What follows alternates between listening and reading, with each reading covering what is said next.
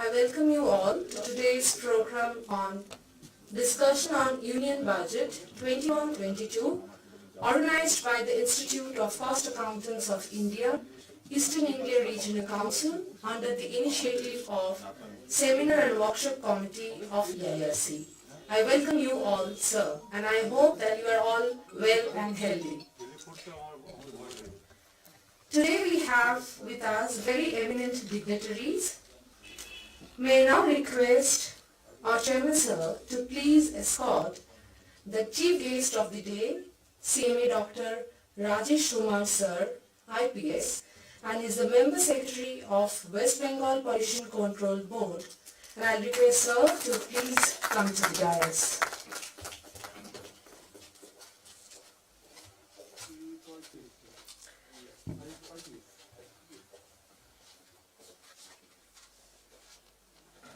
Thank you, sir. Our President, Sir, CMA Bishru Basu, sir, will join us soon. So we will I'm once again requesting Chairman, sir, to kindly escort CMA Amol Kumar Das, former President of our Institute, to please escort him to the dais, and request sir to please come to the dais.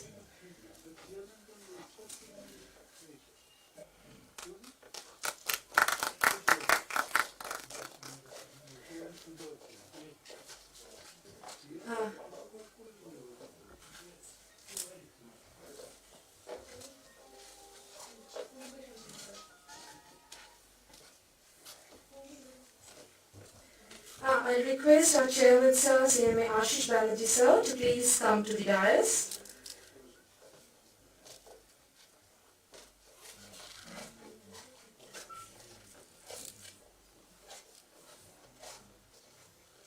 May I now request CMA Arundhati Basu, Madam, Vice Chairperson of Eastern India Regional Council and Chairperson of Seminar and Workshop Committee, to please come to the dais.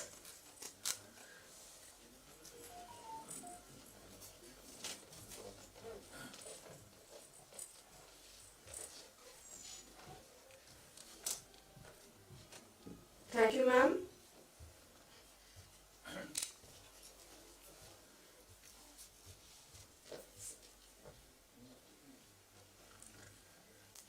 May I now request CMA Ashish Banerjee, sir, Chairman of EIRC, to kindly deliver the welcome address.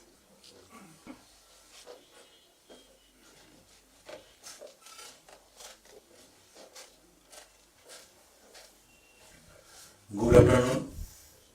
Respected Chief Guest, CMA Dr. Rajesh Kumar, respected Amol Das sir, former President, Institute of Cost Accountants of India, respected Madam Arundhati Basu, Vice Chairperson, Eastern India Regional Council, respected Suman Mukherjee sir, today's eminent speaker of technical session, respected Mahesh Shah sir, our former President, will chair the session of technical session, respected Shyamalendra Bhattacharya sir, respected Abhijit Goswami sir, respected Pallab Bhattacharya, my council colleague, respected guest of honor Abhijit Majumdar, respected Das Gupta sir, our speaker, our members, respected members, ladies and gentlemen. After a long while we are gathering together. It gives me immense pleasure that we are now come together and sit side by side, although there is a gap between one seat. However, something is achieved. We have come over the COVID pandemic situation. Hope within 2-3 months we will improve more. Today's discussion on Union budget has chosen by us because we have several times we have organized on virtual program. In Cisco WebEx I have seen that somebody opened their mobile and left, and Cisco WebEx is showing that he is not attending the meeting. So we have planned to make it physically And I also congratulate my council colleague, Madam Arundhati Basu, for her tireless effort to make this program. I wish this program a grand success. Thank you. Thank you to all.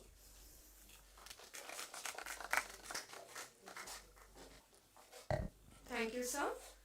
May I now request the dignitaries on the dais to please come forward, and I'll request our chief guest of the day to kindly light the inaugural lamp. And I'll also request our former President CMA Mahesh Shah sir, our former Central Council member CMA Abhijit Goswami sir, our learned speakers CMA Mr. Shuman Kumar Mukherjee, Mr. Arup Dashgupta sir, Mr. Obijit Dashgupta, our regional council member, CMA Pallab Bhattacharya, CMA Shamalendu Bhattacharya, to please join this lighting of lamp ceremony.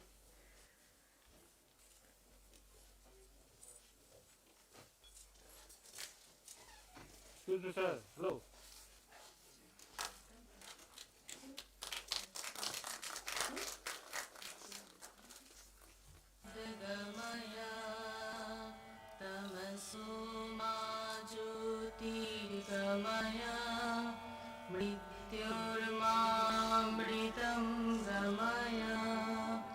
Sato ma sadgamaya tamaso ma jyotirgamaya mrityurmamritam gamaya. Om Shanti Shanti Shanti. Sato ma sadgamaya tamaso ma jyotirgamaya mrityurmamritam gamaya. Ma sadgamaya tamaso ma jyotirgamaya mrityurmamritam gamaya. Sato ma sadgamaya tamaso ma jyotirgamaya.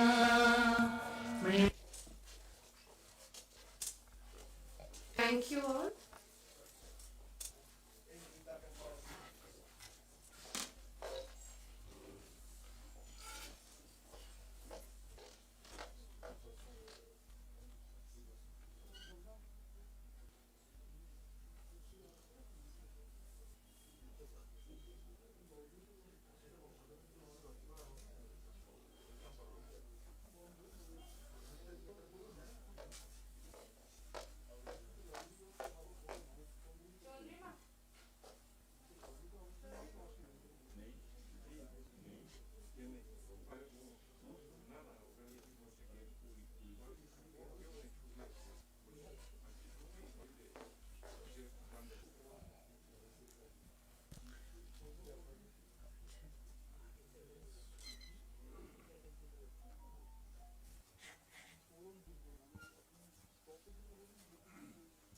May I now request our chairman sir, CMA Ashish Banerjee sir, to welcome our chief guest with a token of food basket.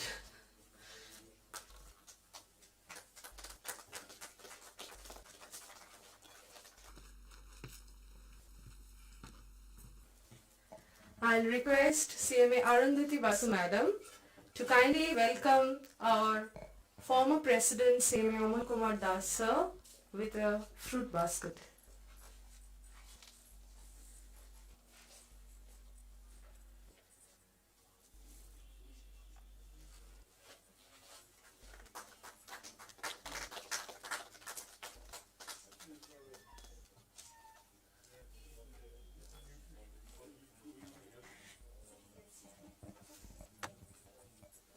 Thank you. May I now request CMA Amal Kumar Das sir, former president of our institute, to kindly address the gathering.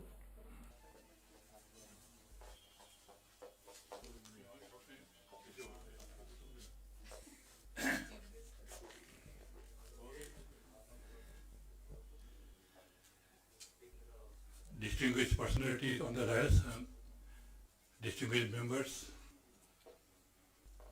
ERC Chairman, the Vice Chairperson, our former Secretary of the Institute, Sri Acharya Sahab, and distinguished members.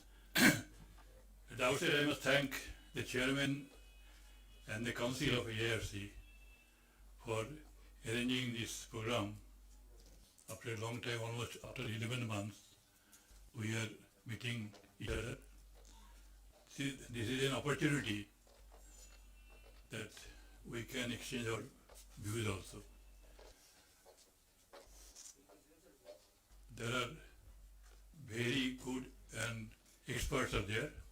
I don't want to take much of time, but I want to take 2 or 3 points with my practical experience.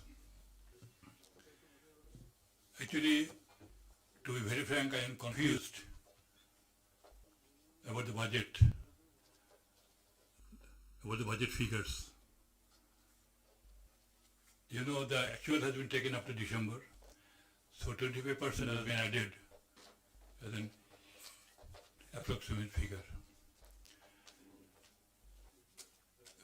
What is lagging now, as per my understanding, it was expected that the budget should give a stimulus for the demand, which has not been properly attended to.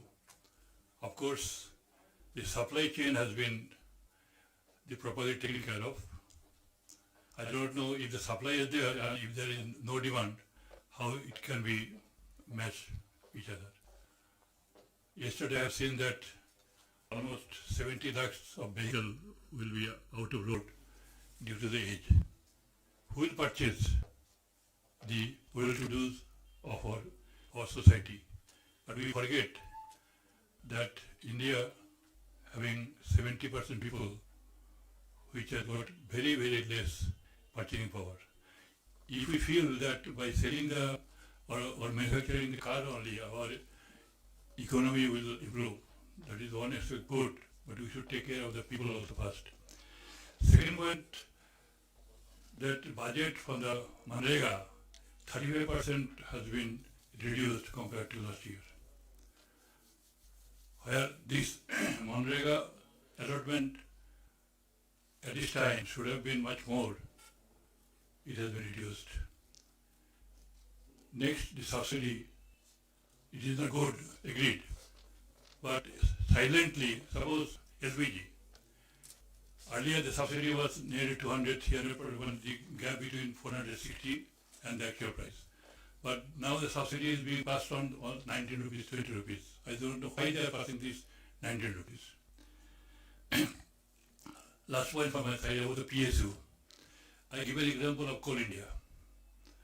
6 years back, Coal India had a surplus cash of 78,000 crores. As I told, you pay for the welfare of the employees, otherwise this money will be taken by somebody. I have used some other language, but I cannot tell here. I only tell that this money will be taken by somebody. Now during these 5 or 6 years, now the balance of Coal India is zero almost. And the salary of the BCCL, the Bharat Coking Coal, is not being paid on time. The dividend was charged by the government of India against this equity of 6,600 crore, nearly 20,000, 22,000, 23,000 per year. So by this process, the 78,000 crore has been just cleared. Now having this money, but still you are not being able to pay the salaries of the employees. This is the PSU is going. Now this company, having a manpower of nearly 7 lakhs, now it is 2 point something. And you will be surprised to know, in the shape of the PSU, it is not a PSU now.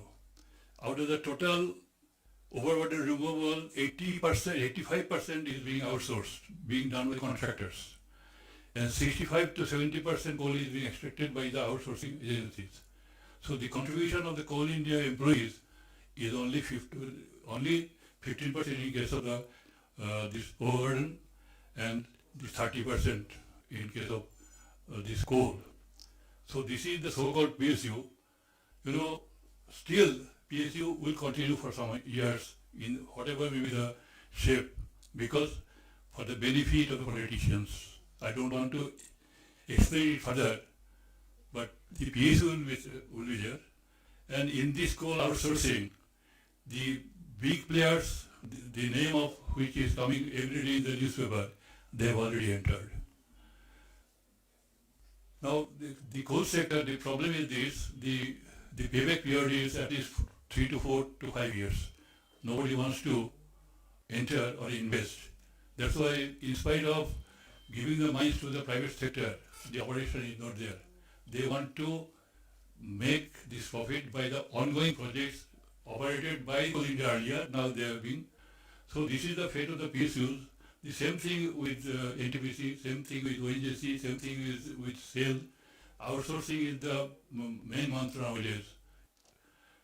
So, you know, when I was working, there was a lot of pressure by one of the ministers who is still there in 2002 or 3. Now he is still minister. He gave me a lot of pressure that you should approve the outsourcing of coal and overburden. I straight away refused. Sir, it is not possible for me, because PSU culture is different, and infrastructure the development of our country is, through coal is very important. So outsourcing, if you allow, then it will be completely, the PSU, their status will not measure. What is the fate, you know?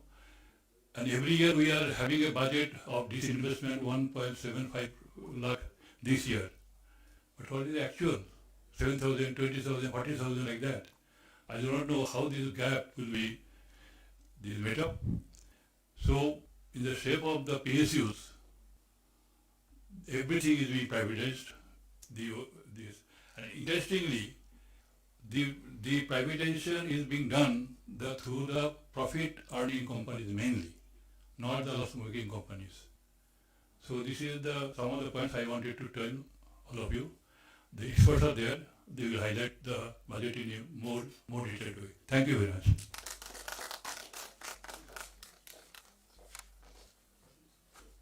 Thank you, sir. I'll request CMA Bishru Basu, sir, President of our institute, to please come to the dais. Chairman, sir, please escort our President, sir.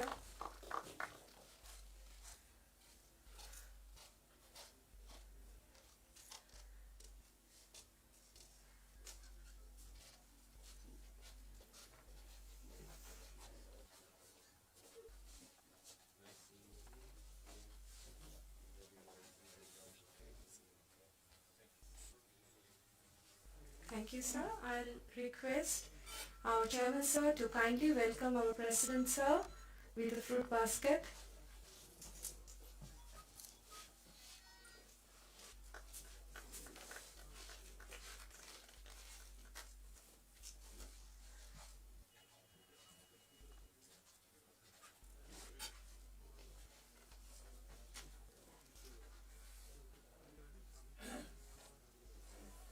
Thank you, sir. May now request CMA Bishru Basu, sir, President of our institute, to kindly address the August gathering.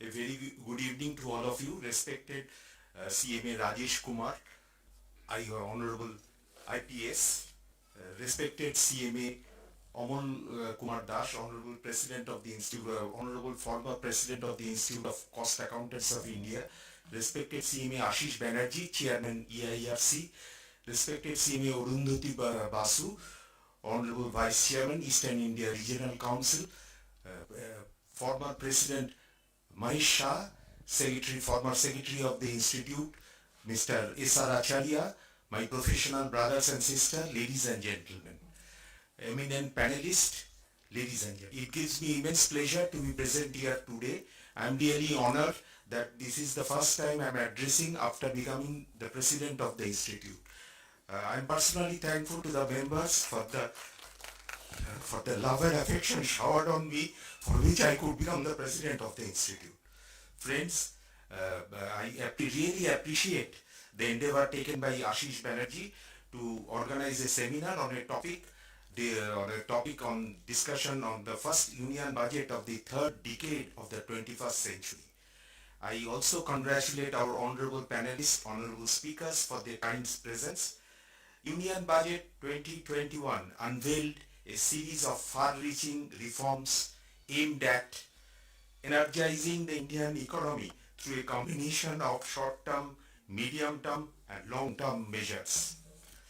On behalf of the Institute of Cost Accountants of India and the entire CMA fraternity, I would like to congratulate the Honorable Finance Minister Srimati Nirmala Sitaram for the milestone budget 21-22, which is definitely a step towards making India USD a 5 trillion economy by 2024.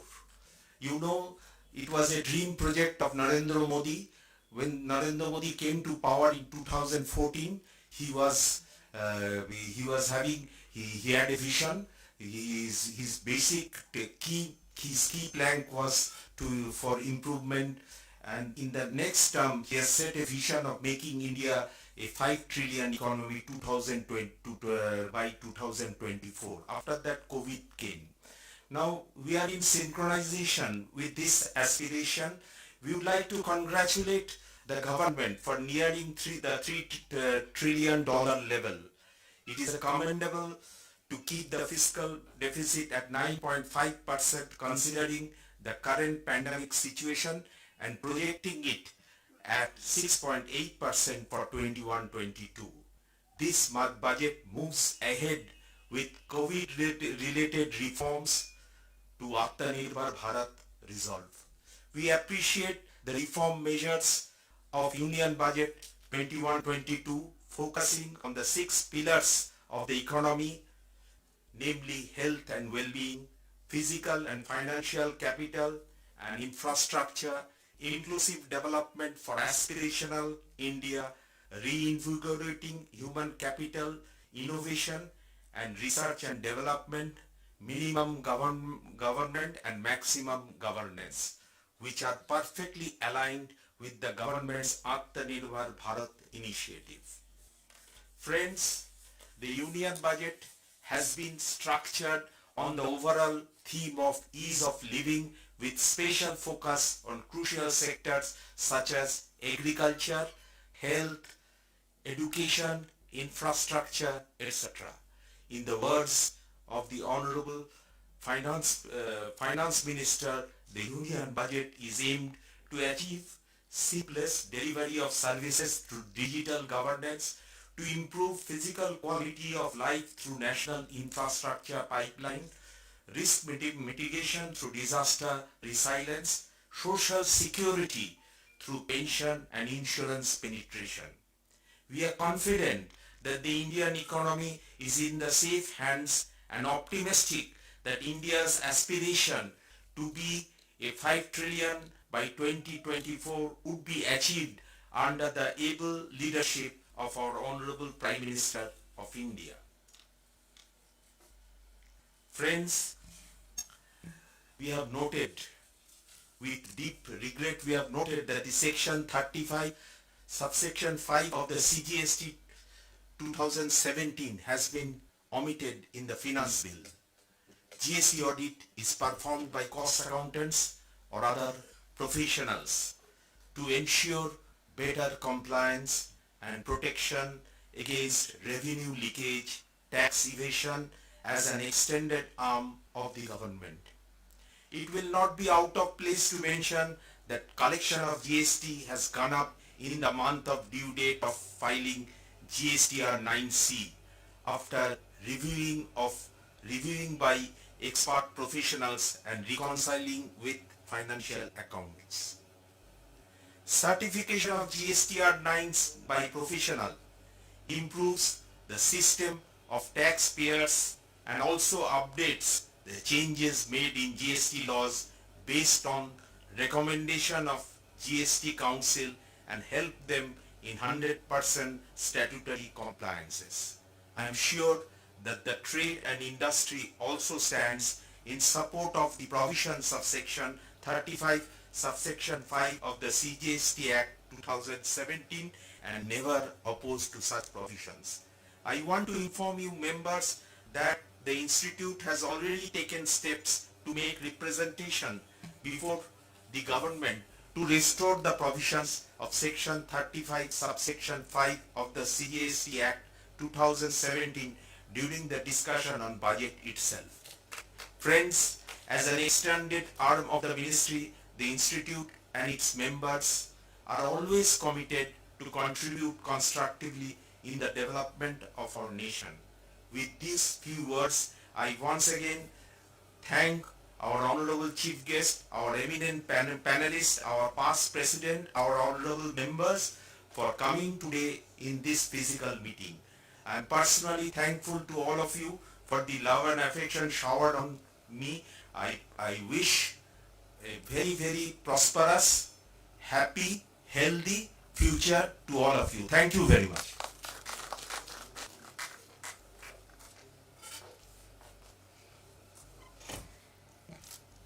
Thank you, sir.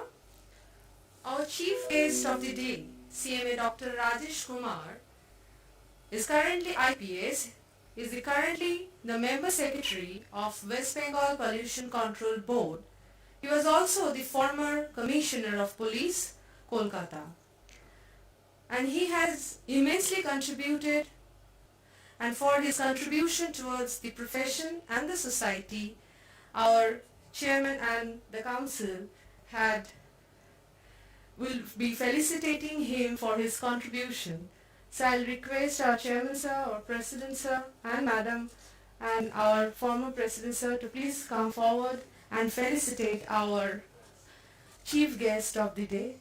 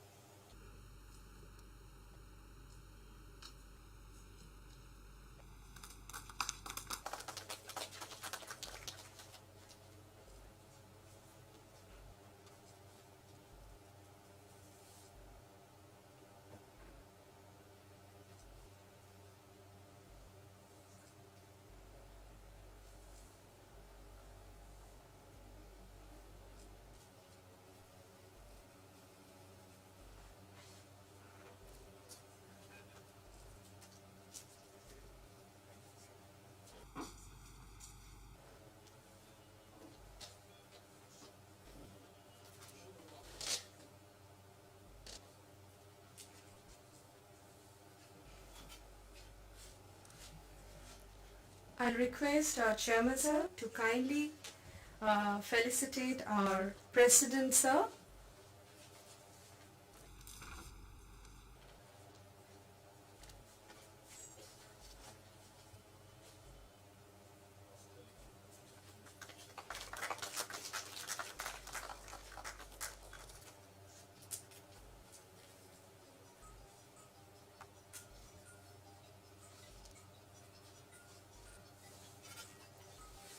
I'll request CMA Arundhati Basu madam to kindly felicitate our former president CMA Amal Kumar Das sir.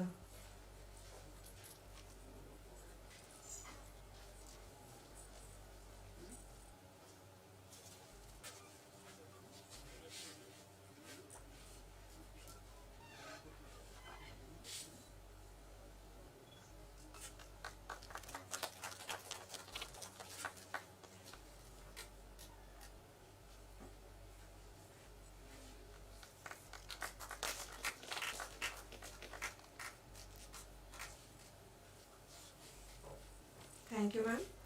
May I now request CMA Dr. Rajesh Kumar sir to kindly address the August gathering.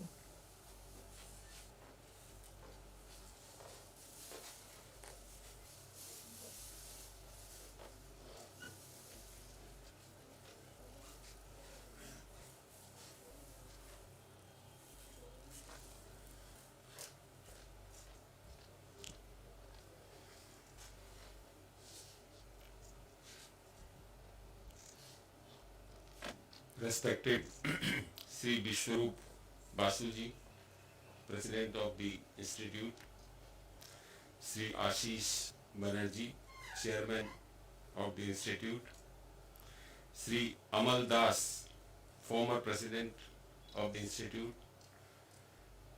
Ms. Arundhati Basu, Chairman of the Program Committee, Sri Shuman Mukherjee, Sri Mahesh Shah, Sri Pallab Bhattacharya, Mr. Arun Das Gupta, and other dignitaries who are participating in today's discussion on the union budget, and other delegates and members and students who have come today to attend the program physically, as well as those who are attending the program virtually.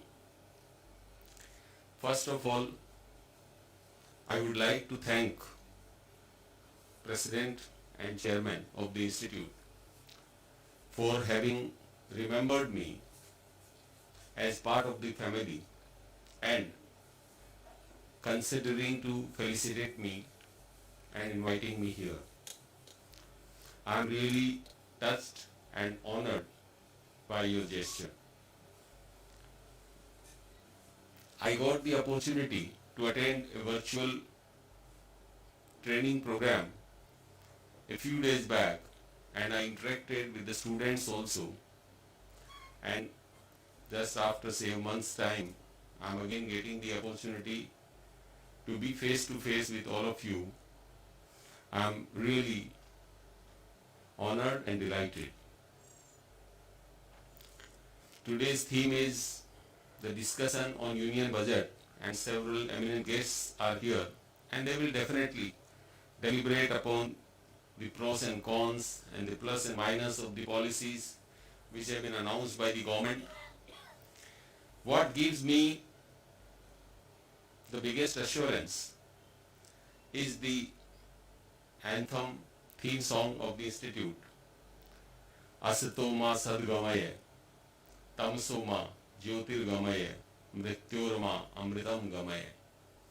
मुझे असत्य से निकाल के सत्य की ओर ले चले, मुझे अंधकार से निकाल के प्रकाश की ओर ले चले, मुझे मृत्यु के भय से निकाल के अमृत के आनंद की ओर ले चले।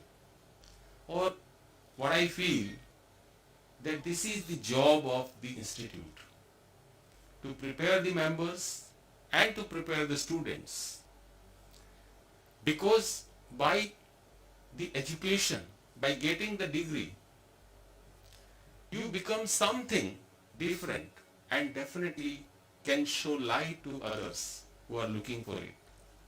There are many people who want to do something big and get stuck in the routines and the kind of rules, etc., which are there. I sincerely hope that the members and the students of the institute will uphold the lines written beneath the logo of the institute, तमसोमा ज्योतिर्गमय, मुझे अंधकार से निकाल के प्रकाश की ओर ले चलिए. Show the light to those who want to see this. Tell them that everything is possible, that you can do it. And that is what exactly is the theme of this year's budget. Atmanirbhar Bharat. Our president has very rightly pointed out the 6 pillars of the budget, which have been announced by Prime Minister Sri Narendra Modi and Finance Minister Ms. Nirmala Sitharaman, that how this can be achieved, how Atmanirbhar Bharat can be achieved, how new things can be done, how we can become independent. We understand the nuances of the budget better, and we should explain to those that how to take advantage of this. Many people come to me, what should be done, what they should do, what kind of thing they should do. And you see, because of the pandemic and for many other things, there are things. I am in pollution control board, I guide them about certain kind of thing, what is good, what is not good. But one thing which is very core to my heart, which I always tell to people who want to do something, is that 2 kind of people succeed in the business. One, the first set of persons are those influential people according to whom the government make the policies. And their business, they thrive in their business. And the second set of people are those who understand the policies and the priorities of the government and do the business according to the priorities of the government of the day. And there you will succeed.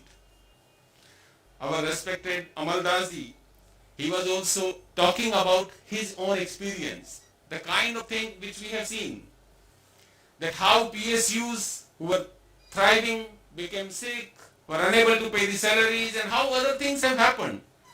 What I feel personally is that we should train our members and students and even those to whom we are advising and consulting, is that we should recognize the change, the first sign of change. See, if I ask you, which is the company which sells highest number of music, something may come to our mind. It might be Saregama, it might be some other company, and those they are selling their music, but may not be true. It might be Vodafone Idea or Airtel or somebody who are selling 10 crore caller tunes and charge say 30 rupees per caller tune per month, and they are making huge business. So the symptoms are changing. Everything is dynamic. Camera, the Kodak and other company, they were the best. Among the typewriters, so many good companies we have seen, Remington, Rand and others, and they all have gone down because they could not see the change which is coming. So first thing which I would request all of you is that we should carry this message to understand the kind of change which is coming. That is very important. Now nobody knows. Kodak is a failed company. It was among Fortune 500 companies. And who makes the highest number of cameras? Maybe OnePlus, maybe Samsung. They are making the highest number of cameras because now camera is in the pocket of the person. The camera is with the phone itself. So many new things are happening. The shape of the business is changing. And accordingly, we will have to change the way we do the business. Just in the year 2009, one Mr. Satoshi Nakamoto, he thought of inventing a virtual currency.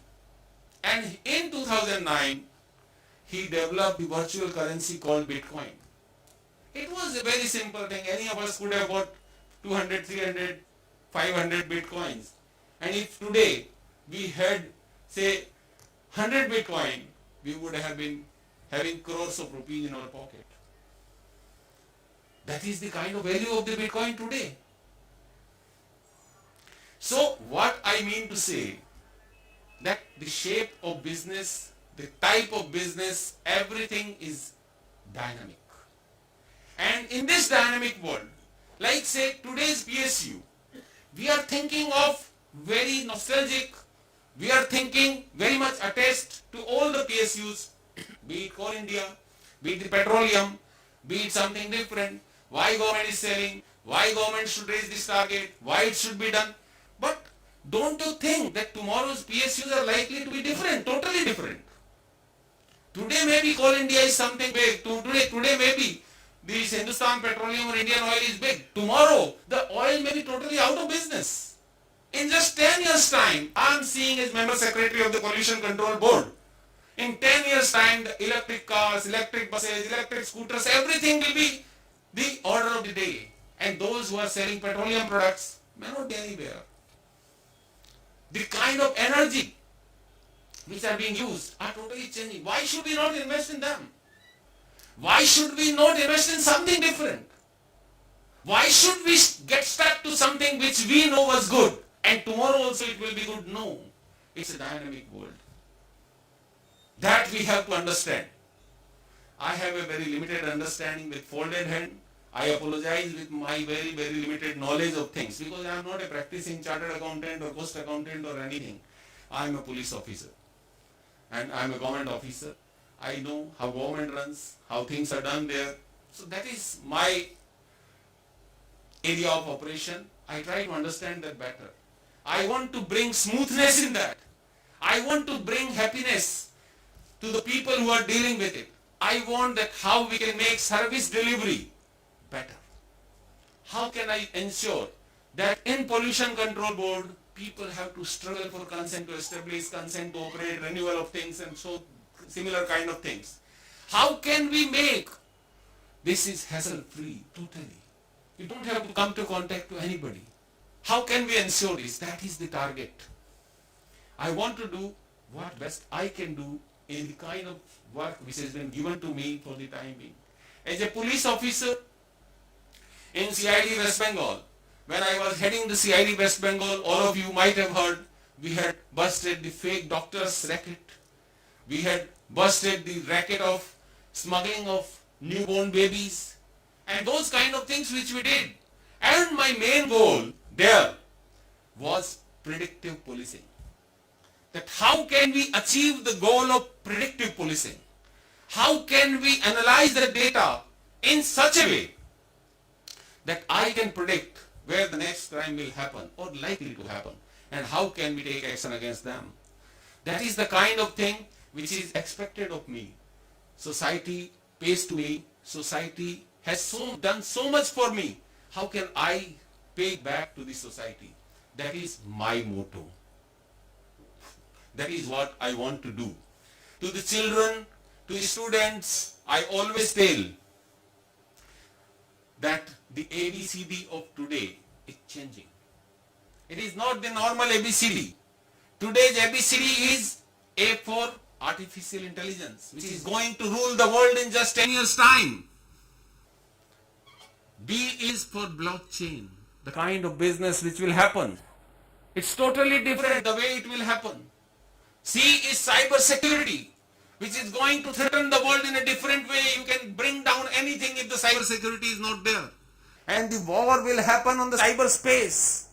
How you control that, that will become very important. And D is data analytics. How you do that. So the entire alphabet is changing. The way of understanding the things are changing. How we learn the new things, they are changing. It's a dynamic world. I again say this. I want to carry this message to my brother members and also to the students who are aspiring to become a cost accountant and want to bring the change in the society, that how this change can be brought. I am immensely thankful to the institute myself for having given me the ideas of analyzing things better. Today, as a police officer, as I told you, I feel proud that I can understand things better than many others. I am not saying that I can do the best possible way, but to the best of the extent possible, I can do justice with my job. I can see how things are to be done, and there the institute has immense contribution in developing that understanding and insight into me, and I am grateful to each one of you. So this is the message. I am not talking about the budget generally.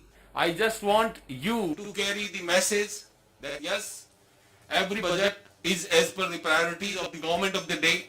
People have chosen the government and it is reflected. The wish of the people is reflected through the government that this is the budget. How best we can take advantage. I am seeing in Pollution Control Board that environment is becoming the focus of future. In the entire world, the environment is becoming focused. Why government is saying that 15-year-old commercial vehicle and 20-year-old private vehicle will be discarded and it will be totally scrapped? Because they want to create new demand. They want to create new opportunities. They want to bring the newer version of electric cars into the system. And that is what the government of the day want to achieve. We are also working on extended producers' responsibility, be it the plastic waste management, e-waste management, hazardous waste management, or for that matter construction and demolition waste management or solid waste management. Whosoever, mainly the plastic with which each one of us come in contact with, that the producer who is pushing the product in the market is responsible to take it back from the market. And this is going to be one of the biggest business in time to come. So, I hope that my brother members would be advising to their clients, advising to the people and carry this message and will understand in depth the budget which has been announced and will take advantage of it.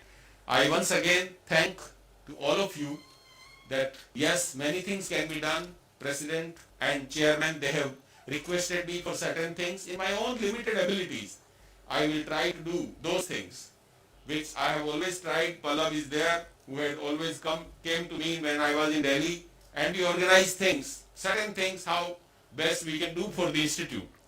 I have always tried to do it, and definitely I'll remain in touch with them, and we will do. One thing only I know, छोटे छोटे कदम बढ़ाते लंबा रास्ता cut जाता है. छोटे छोटे कदम बढ़ाते लंबा रास्ता कट जाता है. बूंद बूंद पानी डालो तो गहरा सागर भर जाता है. Thank you so much.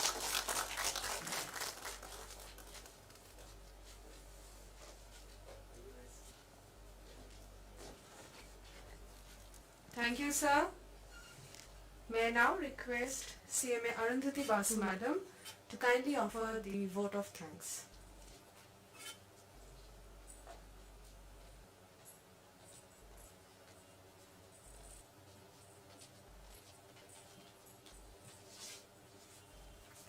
A very good afternoon to all of you, and respected chief guest of the program, CMA Dr. Rajesh Kumar sir, respected president of the institute, CMA Bisharu Basu, respected our past president, CMA Amal Kumar Das sir, our respected chairman EIRC, CMA Ashish Banerjee, respected panelists of today, Dr. Shuman Mukherjee, CMA Shyamalal Bhattacharya, Sri Arup Dasgupta, and past president CMA Mahesh Shah, and other dignitaries like Avijit Goswami sir, our former Central Council member, Avijit Majumdar, who has come all the way from Guwahati. We are really thankful to you. Our immediate past chairman of EIRC, CMA Pallav Bhattacharya, our former secretary of the institute, CMA Acharya sir, and of course all the learned members who have gathered here together. I feel it's my privilege to have been asked to offer the vote of thanks today in this occasion. I would first like to thank our chairman EIRC because of his endeavor and untiring effort. Today is the first physical CP and a program we are doing almost after a year, that is after a pandemic. So it gives me immense pleasure to stand in the podium and to offer this vote of thanks. I send my sincere thanks to our chief guest, CMA Dr. Rajesh Kumar sir, for his excellent deliberation, sir, and for his suggestions and encouraging words. We will be really happy to take note of them. Would also thank our president, CMA Bisharu Basu sir, for his presence and his encouraging words and very relevant points which he has brought out.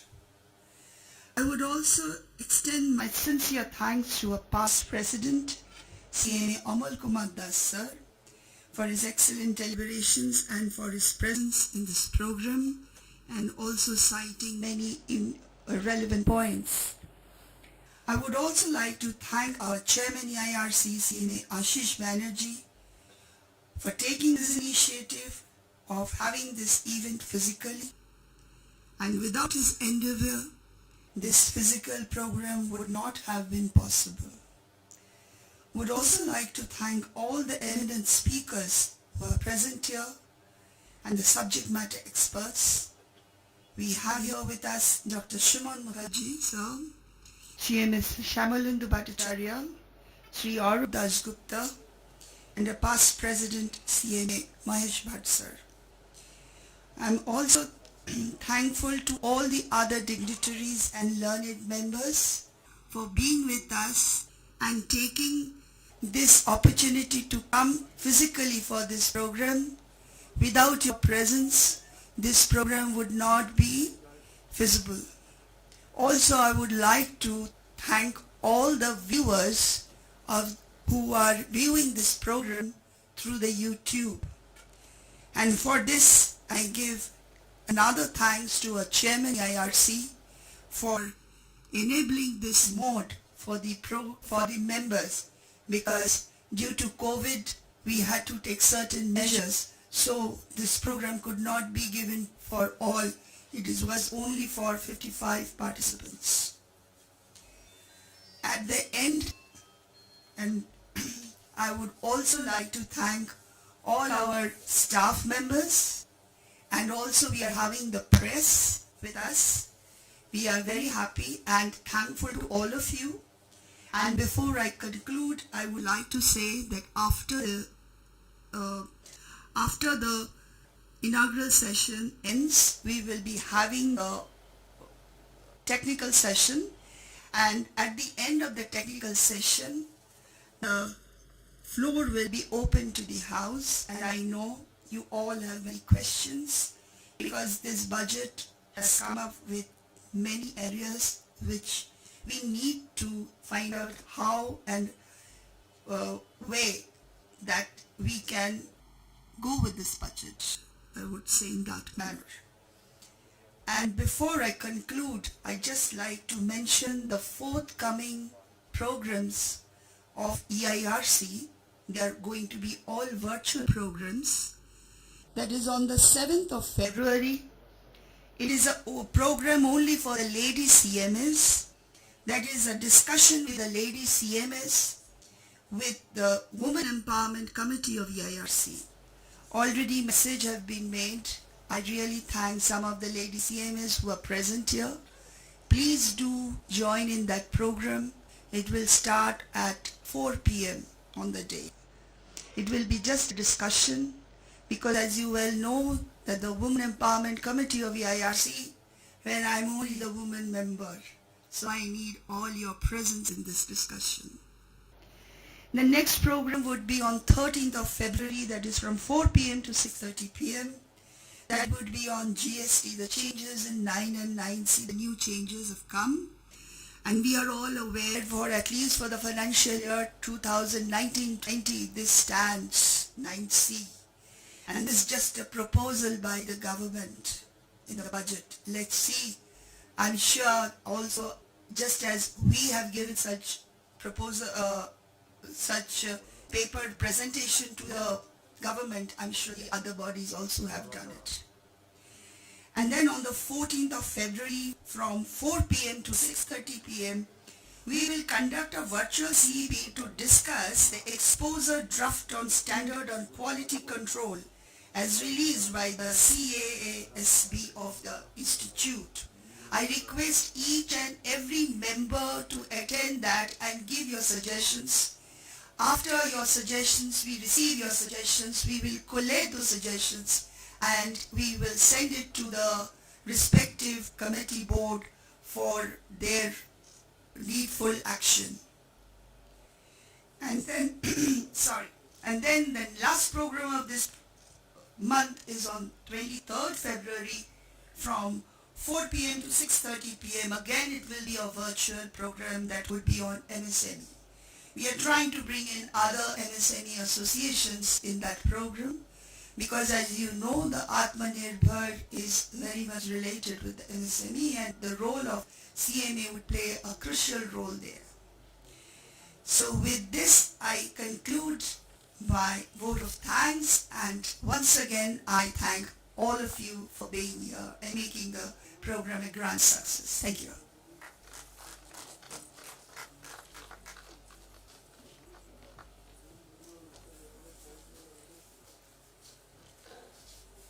Thank you, ma'am. with this we declare the inaugural session closed. We will be starting our technical session in a short break.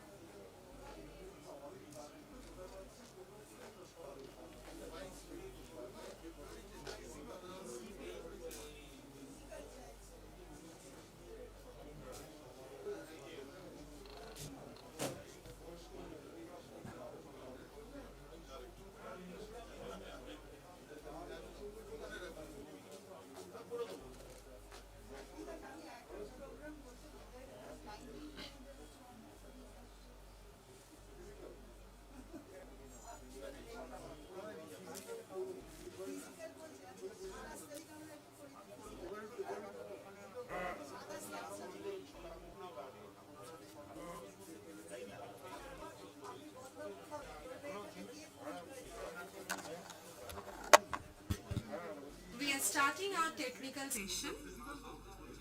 May I now request CMA Mahesh Shah, former president of our institute, to kindly come to the dais. May I request Professor Dr. Shuman Mukherjee sir to please come to the dais. May I now request Mr. Arup Dashgupta sir to please come to the dais. May I now request CMA Shamananda Bhattacharya sir to please come to the dais.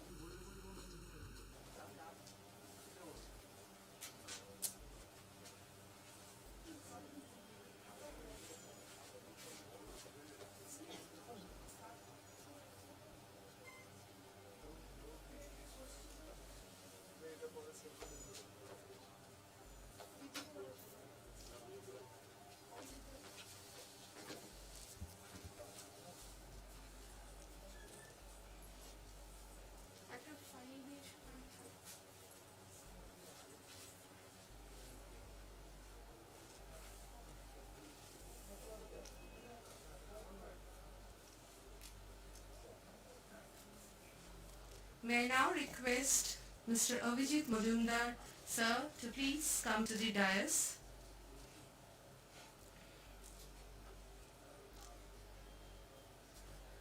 Before starting the technical session, I'll just introduce our special guest, Mr. Avijit Majumdar. Mr. Avijit Majumdar is the editor and publisher, Northeast Power News, proprietor, BM Press, managing director of Avijit Engineering and Power Consultancy Private Limited, author of the book Crucial Issue of the Power Sector in Northeast India, former director of Assam Electric Grid Corporation Limited, Government of Assam, former independent director of Assam Gas Company, National Games bronze medalist, founder president Guwahati Swas Association, vice president of Assam Lawn Bowling Federation and Fencing Federation. Under his directorship at Assam Electric Grid Power Corporation Limited, a company in 50 years of loss turned into a profit-making firm. We can see that he has immensely worked for the companies and also for the society. So for his contribution towards the society, we'd like to felicitate him, and I will request our chairman sir, CMA Ashish Banerjee, to kindly felicitate him.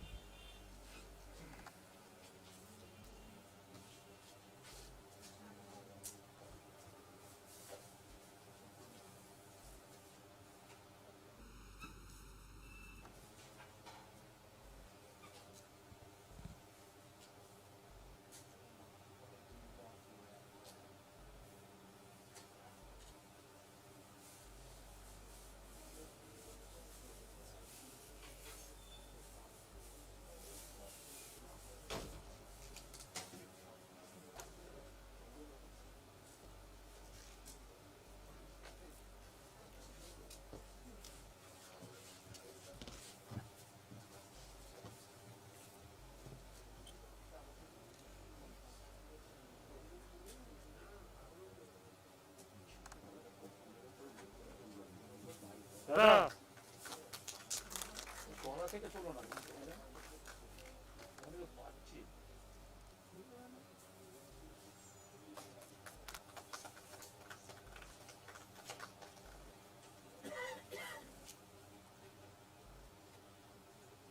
পারলে কোলে উঠে পড়ে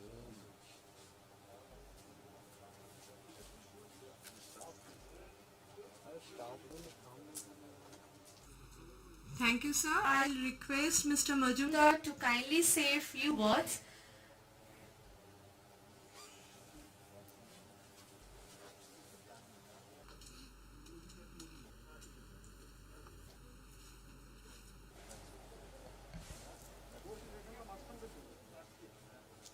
I am not cost accountant, but my pleasure that today attending this function.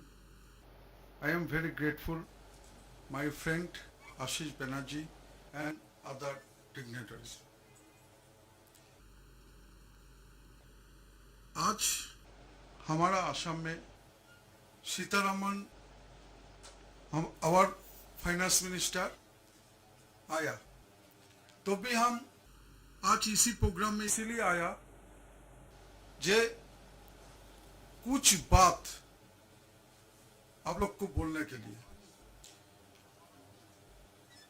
हमारा budget का पहले दो finance bill implementation किया, दो फाइनेंस जो बजट का पहले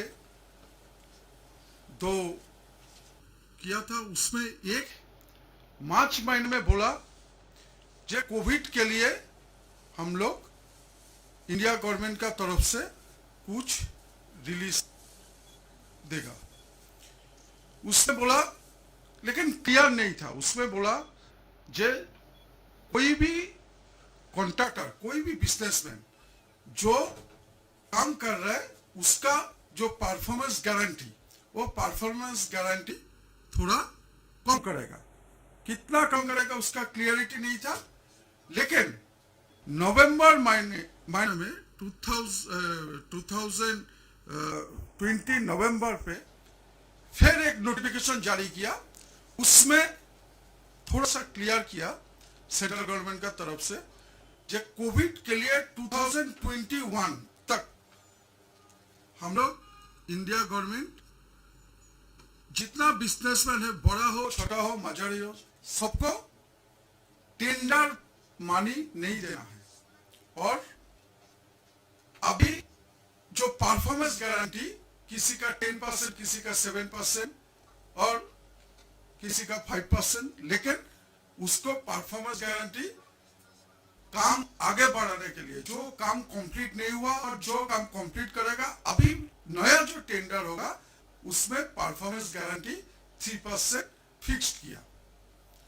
लेकिन आश्चर्य की बात है, हमारा असम जो सेंट्रल में बीजेपी गवर्नमेंट है, असम में भी बीजेपी गवर्नमेंट है, ये स्टेट गवर्नमेंट इम्प्लीमेंटेशन किया नहीं। अभी आप बजट में देखिए क्या बोला, जे LIC को हम प्राइवेटेशन का तरफ दे दिया, उसका शेयर मार्केट में लेके आएगा। लेकिन साथ साथ ये भी बोला जे इंडिया गवर्नमेंट और स्टेट गवर्नमेंट का जो जमीन और जो लैंड है उसको आप लोग अभी बेच सकता है, और फॉरेन इन्वेस्टमेंट 74% लेके आए। तो अभी LIC में 74% फॉरेन इन्वेस्टर आएगा, और इंडिया का जितना एसेट है, रियल का बात सबसे ज्यादा एसेट हमारा LIC का है। और अभी अगर बाहर का इन्वेस्टमेंट भी आएगा और इसको अगर बेचेगा, तो जो प्राइवेटेशन के लिए, प्राइवेटेशन अच्छा है, लेकिन इस टाइप का प्राइवेटेशन नहीं होना चाहिए जो हमारा एसेट भी बेचेगा और फॉरेन इन्वेस्टर भी हमारा यहाँ आएगा। आपको एक सिंपल एग्जांपल दे रहा है, आप लोग कॉस्ट ऑडिट है, अभी एक बिल भी आ रहा है जे GST का ऊपर कॉस्ट ऑडिट कंपलसरी नहीं है। और एक बात, हम जब असम इलेक्ट्रिक ग्रिड में था, AGCL लॉस मेकिंग कंपनी, वो लॉस मेकिंग कंपनी को हम 6 साल डायरेक्टर, उसका बाद हम देखा जो ऑडिट है हमारा, जो स्टेट गवर्नमेंट का जो ऑडिट है, जो ऑडिटर टीम है, उसमें मैक्सिमम वो शुरू से ही जिस टाइप का था स्टेट गवर्नमेंट का, maximum arts graduate, commerce graduate नहीं है, लेकिन उसको ऑडिट टीम में लेके आया।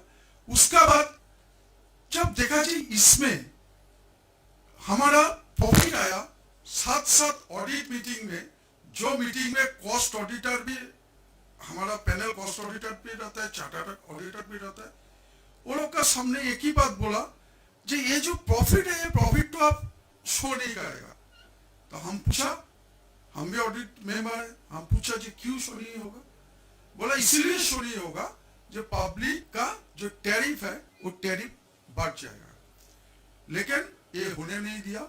हम बोला नहीं, ये 50 साल पुराना company AGCL government of Assam का, इसमें जितना प्रॉफिट है वो शो करना पड़ेगा। और एक एग्जांपल आपको दे रहा है, आज क्या हो रहा है देखिए, ये कॉस्ट ऑडिट जो कर रहे हैं, जो चार्टर्ड ऑडिट कर रहे हैं, कॉस्ट ऑडिट कर रहे हैं, वो लोग को गवर्नमेंट को बोलना चाहिए। हमारा नॉर्थ ईस्ट का, हम बेसिकली नॉर्थ ईस्ट में है बोल रहे, थोड़ा सा नॉर्थ ईस्ट का बारे में बोल रहा है। नॉर्थ ईस्ट का एक कंपनी था, north east electrical power corporation, और अभी पहले सर बोला कोल इंडिया में था, कोल इंडिया का भी एक पार्ट नॉर्थ ईस्ट में है। North east electrical power corporation जो कंपनी स्टार्टिंग से अभी तक कोई भी 1 रुपया लॉस हुआ नहीं, हमेशा मिनिमम उसका 200 से 300 करोड़ प्रॉफिट था एकदम स्टार्टिंग से। आज 1976 का बाद आज तक पूरा प्रॉफिट है। 4 कंपनी पावर सेक्टर में दिया, उसमें एक एनटीपीसी, एनएचपीसी, नेपको और 2 साल बाद पावर गेट आया। ये north east electrical power corporation अभी जब प्रोजेक्ट हाइडल प्रोजेक्ट जब कंप्लीट हुआ, आज का डेट में एक रोज में उनका प्रॉफिट है 5 करोड़ पर डे। 5 करोड़ का प्रॉफिट कंपनी को 1 साल पहले एनटीपीसी का पास बेच दिया। अभी एनटीपीसी इसको प्राइवेटाइजेशन के लिए सोच रहा है। तो ये कौन उठाएगा? ये आप लोग उठाएगा, ये कॉस्ट अकाउंटेंट लोग उठाएगा। ऐसा नहीं होना है। हमारा जो प्रॉफिटेबल कंपनी है, जो पब्लिक लिमिटेड कंपनी है, जो गवर्नमेंट ऑफ इंडिया का कंपनी है, जो अच्छा कंपनी है, उसको अच्छा से बिजनेस करना चाहिए। उसके लिए कॉस्ट अकाउंटेंट आप लोग, अगर ये बात फाइनेंस मिनिस्टर को उठाएगा, हमारा प्राइम मिनिस्टर को उठाएगा, हमारा दृढ़ विश्वास है कि इसमें हमारा सबका जो आज प्राइवेटाइजेशन का तरफ जा रहा है उसको रोक पाएगा। हमारा गवर्नमेंट ऑफ इंडिया बजट जो दिया अच्छा बजट है। बजट 100% इम्प्लीमेंटेशन के लिए आप लोग को बोलना होगा, जो बजट जो भी बजट किया, स्टेट गवर्नमेंट बजट सैंक्शन करता है, उसका बाद जब एंड टाइम में दिखाई देता है जे बजट का 80% इम्प्लीमेंटेशन हुआ और 20% नहीं हुआ, फिर नेक्स्ट बजट में फिर अलग से बजट होता है। तो ये रुकना कॉस्ट अकाउंटेंट का ही काम है, चार्टर्ड अकाउंटेंट लोग का ही काम है। आप लोग देश का संपद है, यही बोल के हमारा छोटा वक्तव्य हम समाप्त कर रहे हैं। जय Hind.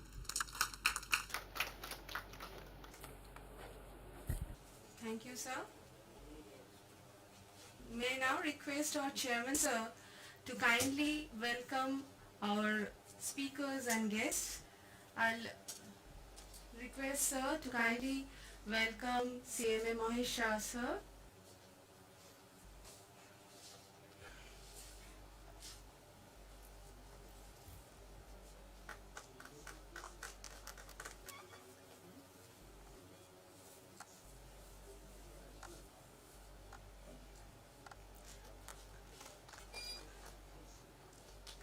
I'll once again request our chairman, sir, to kindly welcome Professor Dr. Shuman Mukherjee, Director General, the Bhavanipur Education Society, Kolkata, economist, consultant and global speaker.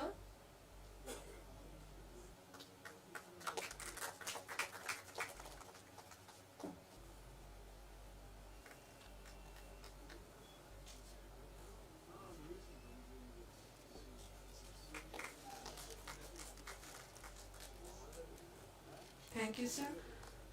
I'll request Madam Basu, Arundhati Basu Madam, to kindly welcome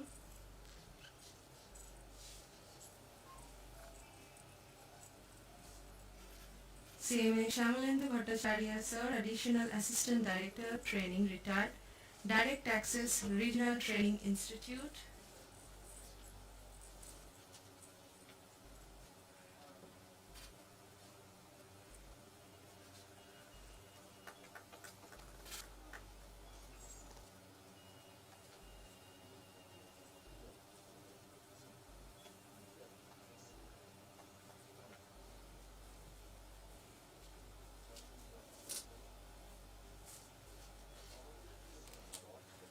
I'll once again request Madam to kindly welcome Mr. Arup Dashgupta, Indirect Tax Consultant.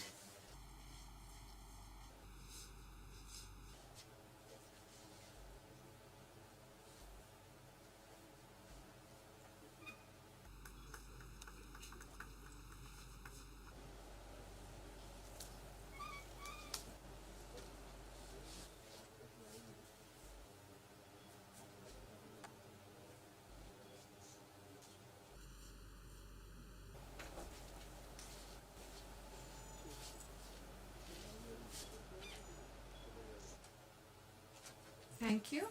And may I now request CMA Mahesh Shah sir to kindly start the technical session.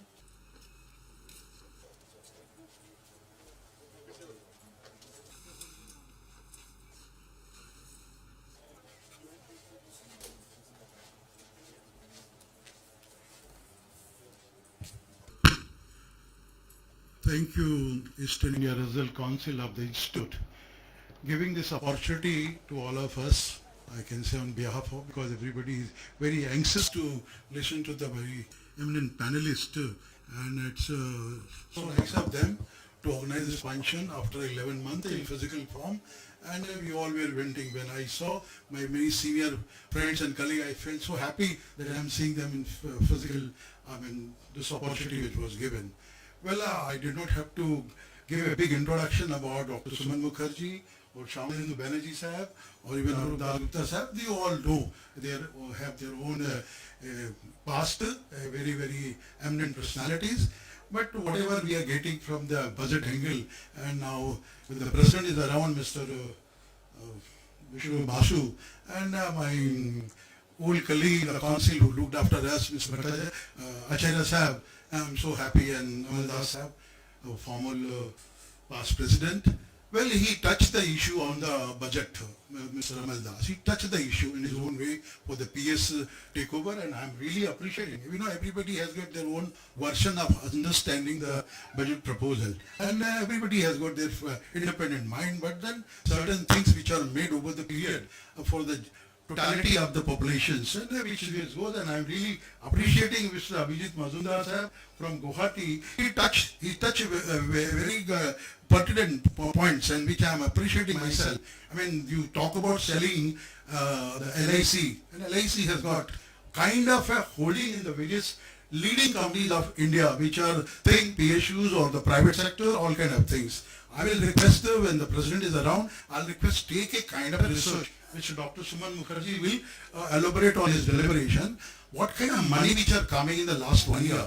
Because I being a capital market person, I being a financial person, I being a compliance man, I see from 25,000, the Sensex has gone to 50,000. Which country, which kind of institution, which kind of FIS has been registered, what kind of money are coming? I mean, this is and I appreciate, because today what is happening, nobody has got the guts to ask, write, say, analyze, but the institution of our nature, which has got its background, which has got its own agenda, it can analyze and make a research paper for the benefit of the entire nation. And I believe the deliberation will be there on this issue. I will, on direct taxation, certainly 79 amendments are made, which Mr.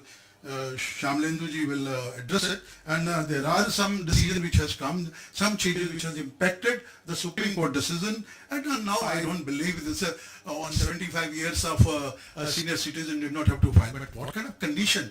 You invite me to your house, Mr. Shah, come to my house for dinner. Na apna ke to chawal debo na, apna ke dal debo na, roti debo na, to ki debe.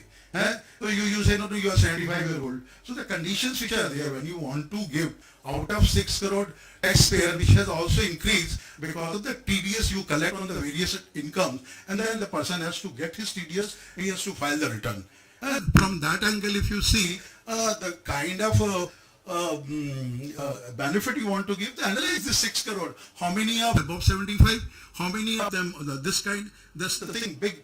Because our main chief guest has analyzed ABCD in a very good way. He given to the institution of our kind of philosophy, our kind of a background. I mean, the phenomena, the definitions are changing. So a research can be made on this aspect. And the costing institute can do. I mean, what kind of administrative setup will take to analyze the 75 years and above, no returns has to be filed. So when you wants to give, you should give in a full go. Not that on a piecemeal, this has to, he has to be pension income, and that also be in the same bank account. And those are the conditions which very, very few people, then it means it's all eyewash, or it's maybe. So there are issues which are, I mean, I would request Dr. Suman Mukherjee, who is the best person to analyze. I mean, over the period, I was always thinking, why not the government comes out with our good amount of resources goes on the interest payment, what we have borrowed. Now, where our money goes on the crude, good amount of money we spend. Now the time has come, the technology God has given, e-vehicle, e-things is coming up. So what kind of balancing can happen, where what can be done, what kind of... so now a time has come for the country to understand where things to analyze. You want to give it now roti, kapda, makan, right from those era, I mean, Garibi Hatao, the housing sectors, you analyze your tomorrow the total population of the country, you analyze your total population of the country, what are the housings are there, which kind of people are there, and it can be you extend the concession for one more year, and that again, Shamanji, 145 lakhs. I know it is more money. So that, but you really want to understand, you want to give concession without understanding what are the requirement of the housing, which kind of people are there. Why not a national housing policy is there, so that a budget is linked with something kind of that. It's not now the time has come because of the data analysis, but what is the technology, one can do a lot of things which in our time we were not able to do. Well, with this, some opening remarks, and I don't like to take your more time. I would request Dr. Suman Mukherjee to initiate the discussion on the, he's the best person. I mean, you all know about him. I don't have to tell on economic issues and other related issues. Thank you very much for giving this patience, for hearing you will be getting the best of the detail from them. Thank you.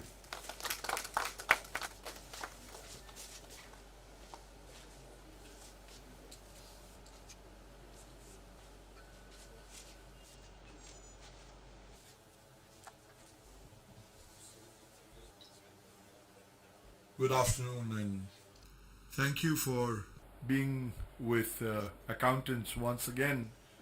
This is the class that thinks and thinks positively. And whatever refrain I got from the speeches earlier, it's very clear that you're not quite sure which way we are going. So I'll break my argument in two parts. I will not look into the nitty-gritty of the budget, because that is something the direct tax and indirect tax people will get into, apart from broad figures. But I think the basic problem is people are not understanding the draft of the change that is really being talked of in these budgets. You must remember,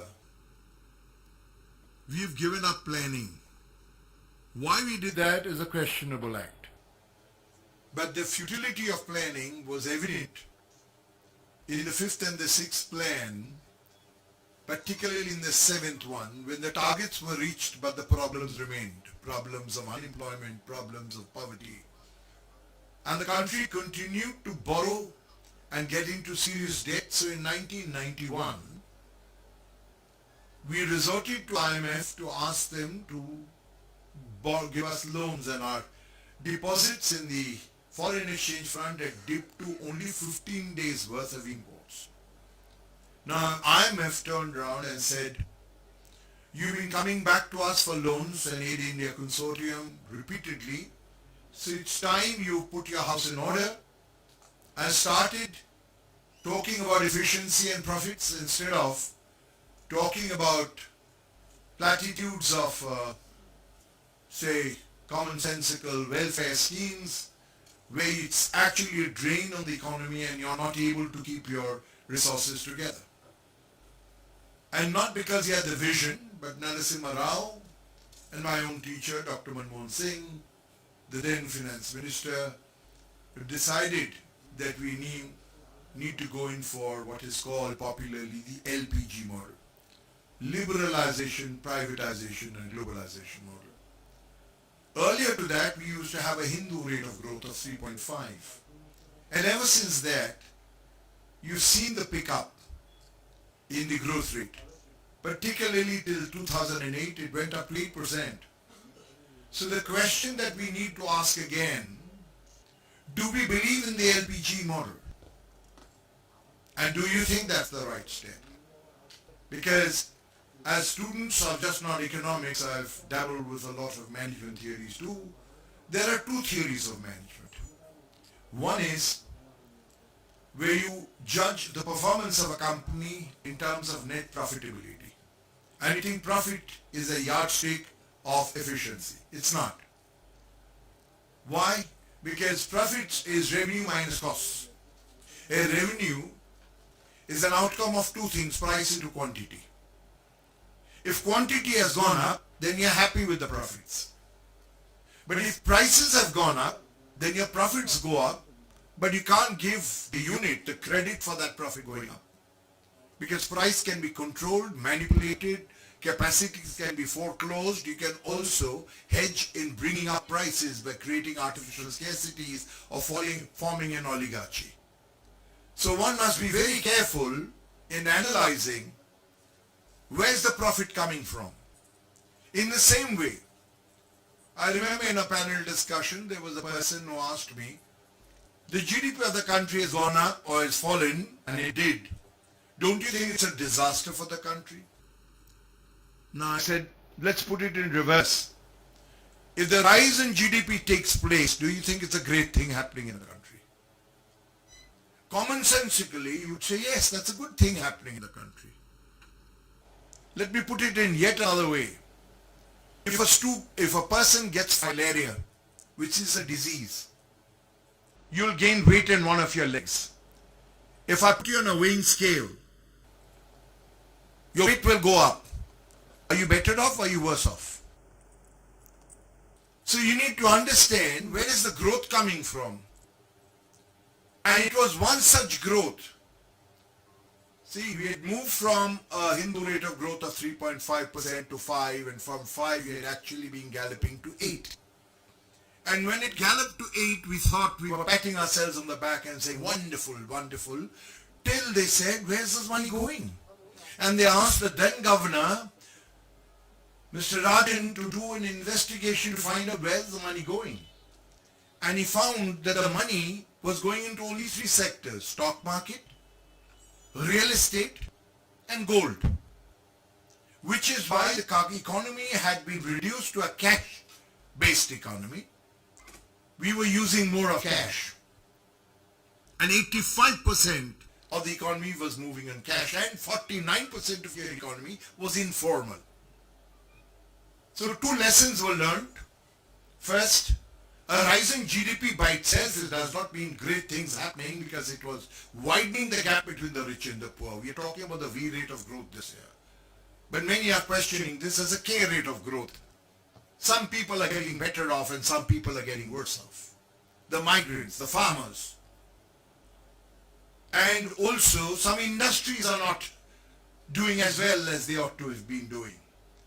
So when you look at it, a larger peg of an aggregate called growth, and you say it's V growth, the country is growing from, it's expected to grow from a minus 9% to 11%, and you're really looking at a positive rate of growth back to Hindu rate of growth around 3%. The single most important reason why the country has not collapsed as much as we thought, we were looking at a drop in our fiscal deficits and a drop in our performance much more than what it has actually.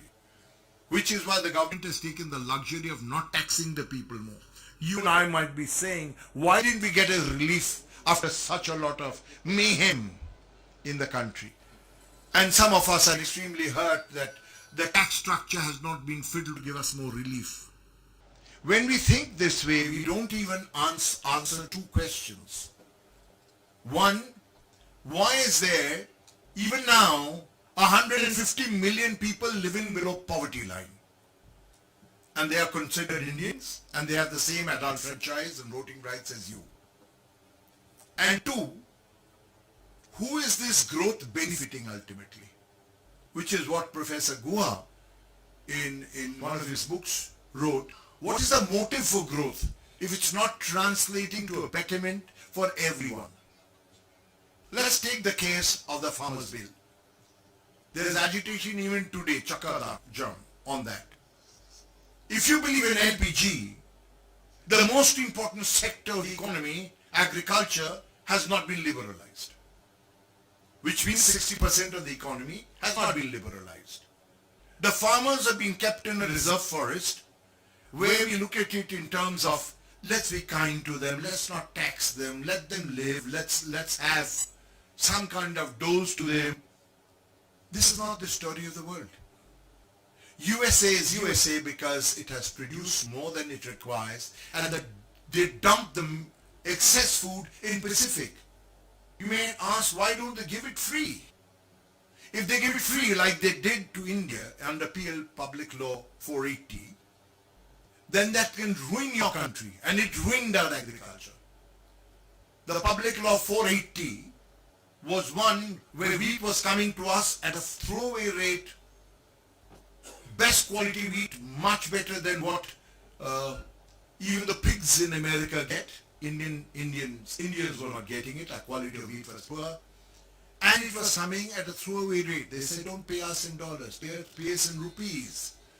Keep it in your currency. And we thought it was a boon. Till we realized those funds are now being channelized to carry on Pond's Cheeseboro, Coca-Cola, and so on, and was putting into jeopardy our planned moves. So we realized Green Revolution has to strike us. And we use Borlaug technology, American technology, to strike Green Revolution. Now when we got the Green Revolution, what happened? India became very strong. Who got the benefit of that? The country who got the benefit of that was Russia.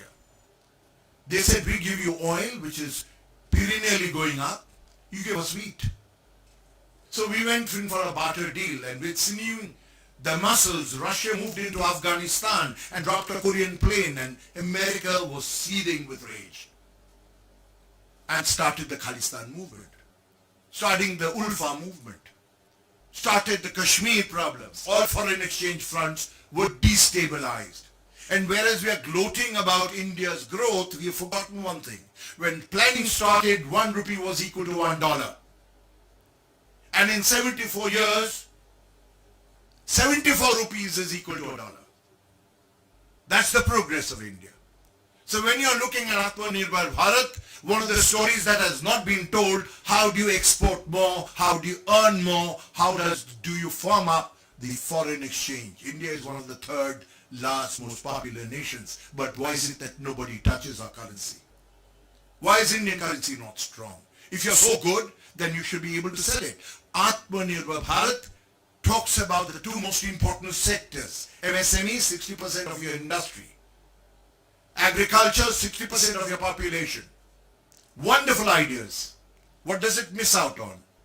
Where is the foreign exchange going to come from? And whereas we are doing this, we are still under the yoke of our socialist thinking. Public sector is sacrosanct. Don't touch it.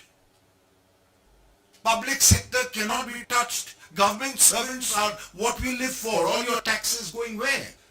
If private sector goes for a loss, you lose your job.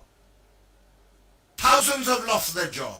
You've seen millions walking across because they couldn't be kept in their regions. From Maharashtra to Bengal, they walked.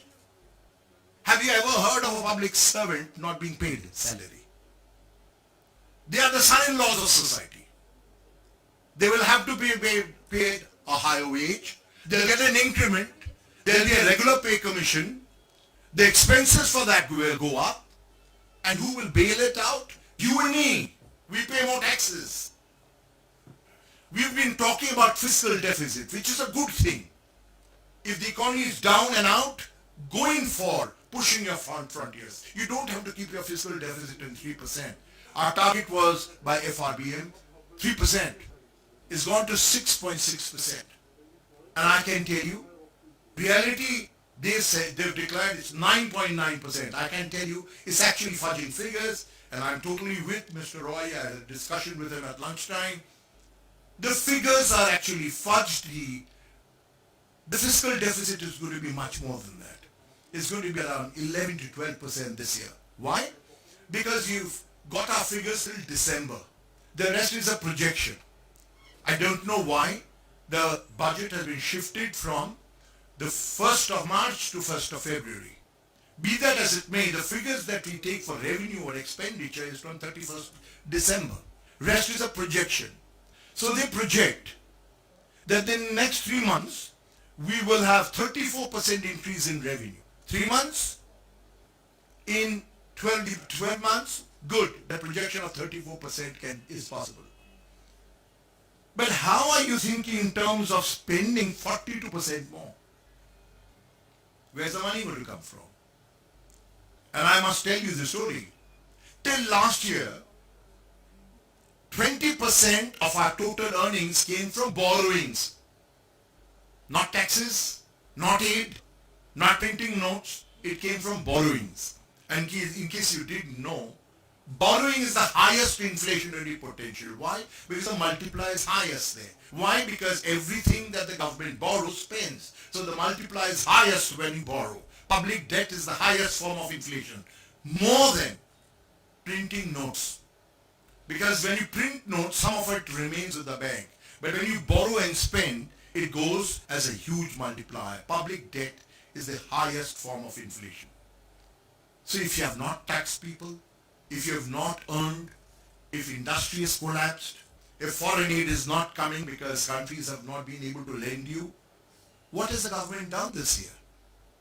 And I'm giving you a story. And nobody has told you about that. The borrowing has gone up from 20% to 36%. There's a sudden relief about this.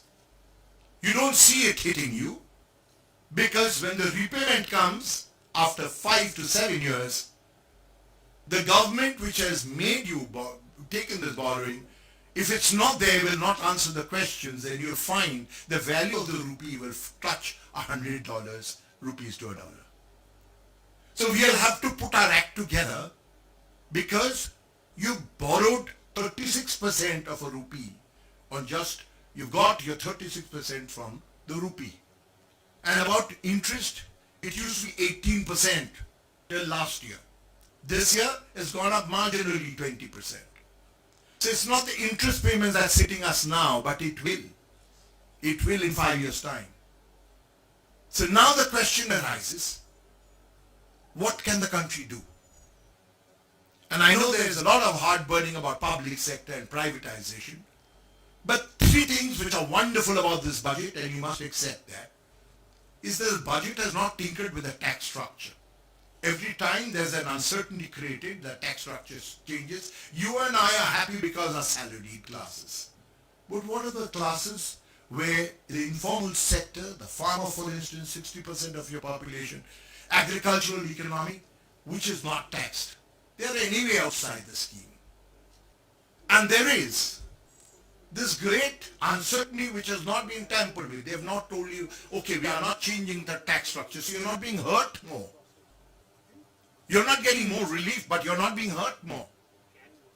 But then the question is, where will the money come from? Last year, the target for divestment, in case you've forgotten, was about 1.7 lakh crores. 1.75 lakh crores. And how much did they actually get? 20,000 crores.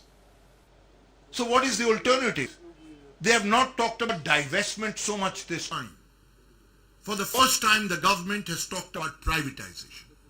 The farmers' bill is privatization. And many of us are saying, oh, that's a let loose. It's the richer people taking the advantage of it. And there's another set of arguments coming from the communists particularly. The rich will make hay because this whole policy is to enrich certain classes of people. They will run away with the profits. The foreigners will come and throw away the profits into their country. They've also answered the question in the process. The loss-making units must first make a profit before it's thrown away. So please realize, profits must first come before they siphon it off. So let's see the color of profit. Because for now, we are looking at it as a bottomless pit of just spending on sick units.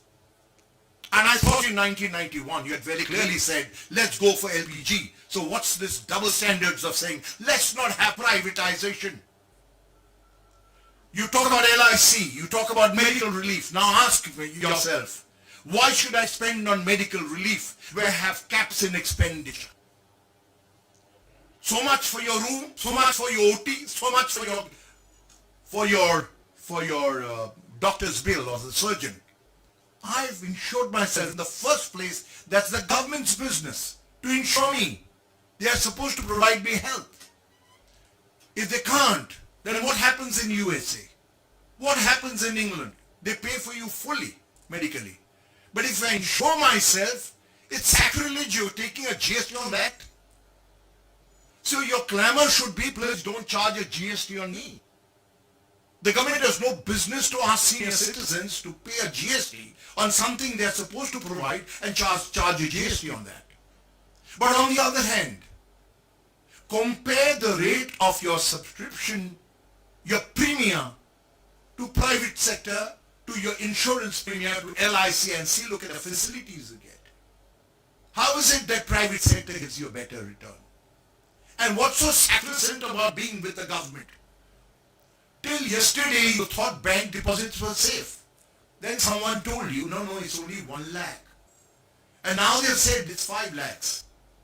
That does give you a great sense of bearing that the government is going to protect you for 5 lakhs for every count, for every identity. The same happened a few years ago with UTI 64. When there was a run, people said, oh, you didn't read the fine print. The fine print told you very clearly we are not returning the money. It's your risk. Banks have become a risk. Therefore, NBFCs have come in. 1,000 NBFCs, non-banking financial corporations. Therefore, privatization is coming.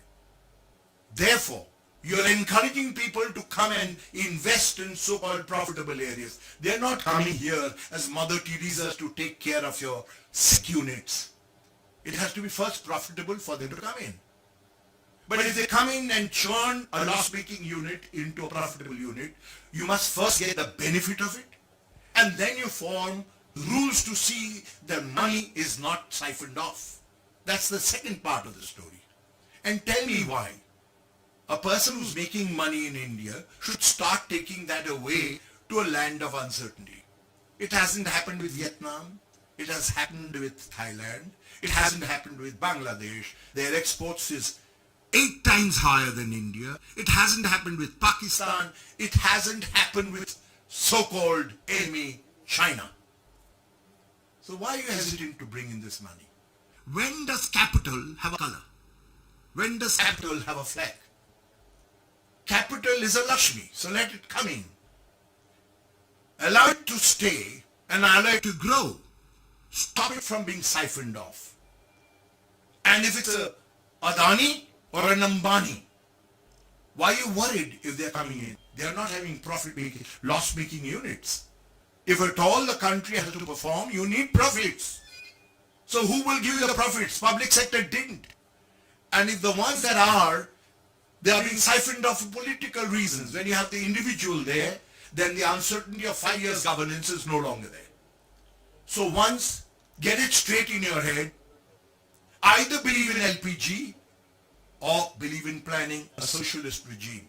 You can't be a fence sitter with some public sector, some private sector. Let's do the seesaw. The seesaw has ruined our economy. Where was China 50 years ago? And where is China today?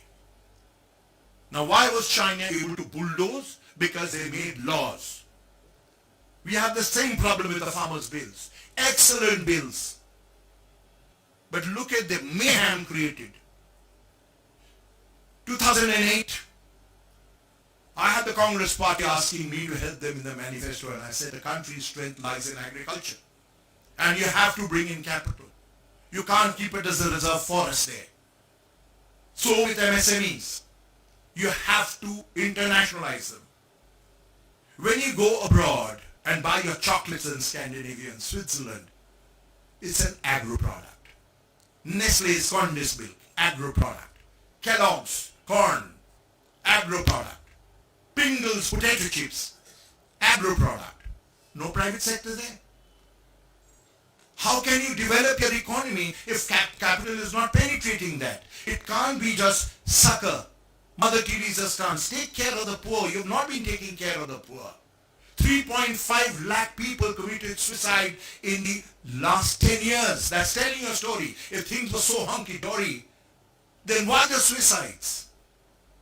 Firstly, agriculture cannot be compared with industrial goods, because agricultural prices are dependent on demand and supply. Industrial prices are dependent on costs plus profits.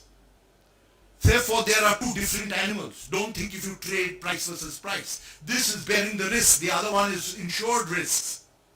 And that is how the world is exploited, the North and South dialogue. The Northern Hemisphere has all the richer countries. They produce manufactured goods. And they tell the Southern Hemisphere, all the less developed countries, you produce food, we will give you manufactured products. It's a model of exploitation. The same is happening in the country. The city dwellers are exploiting the villagers. You take the riskier products, we will sell you the perfumes and sanitation and what have you. When you increase your agriculture, what is the industry you don't grow up? I'll recollect and I'll perhaps end off here because I have just a few more minutes to wrap up. First, Simon Kuznets, who got the Nobel Prize, the second one to get the Nobel Prize after Samuelson, he gave a very interesting statistic. And in that he gave a statement, and I'm quoting the statement, the capacity of a sector to contribute to economic development does not depend on itself. In fact, he said, if industry has to grow, it can do so only if agriculture grows. And the example he cited was if a country wants 5%, and remember, 50s and 60s, India was wanting 5% growth. And if 2/3 of your economy is in the rural sector, read India, and 1/3 is in the modern sector, if agriculture grows at 2%, you need a 42% growth in industry to give you a 5% growth consistently for the country. You remember Hindu rate of growth? Indian industries were doing well, but it never crossed 3.5. This was echoed in 1978 by Raj Krishna, our teacher then, when he said, a dog can wag a tail cannot wag a dog. So it's the agricultural sector which should be taken as a major sector. And if you increase that, what is the industry you don't need? You need more power, more communication, more transport, more electricity, more warehousing, more processing industries, more house construction, more healthcare. Tell me one industry you don't need. And the arithmetic is 8% growth is needed there. This year, agriculture gave you 4%. And India is standing on its feet thanks to the farmers. What is missing? Destitution. 85% of the farmers are in marginal holdings. Let me shock you with one statistics. We want minimum support price for the farmers. And you think that will do us good? Nonsense. Why nonsense? When Swaminathan talked about it, it was taken as a welfare measure. Now if I say cost plus 50%, then you're taking cost as a given. But the whole idea is to reduce costs. So if you are saying the farmers must have cost plus pricing, 50% more, Swaminathan, then your minimum support price becomes larger than the whole world prices, which is why India is unable to export its goods, because the cost of production in Indian farming is high. The whole idea is to lower the cost of production, and that cannot come without penetration of private capital. Then the same Indian agriculture will have sericulture, bee culture, medicinal plants, milk, wheat, paddy, and all that you have, including horticulture, which will resurrect the economy. The dog will wag its tail. What's your tail? Industry. What's the dog? Agriculture. Now you can't have two economies, one. If you believe in privatization here, you must believe in privatization there. It's one country. And if that country resurrects itself, and if the small industries resurrects itself not by exporting gunny bags, but by becoming process exporters, then they learn to earn $1 instead of 1 rupee. $1 means your return becomes 74 times more. 1 pound means your return becomes 100 times more. That can happen only if you link your MSMEs to chambers of commerce through your embassies to help them develop process, not products, processes.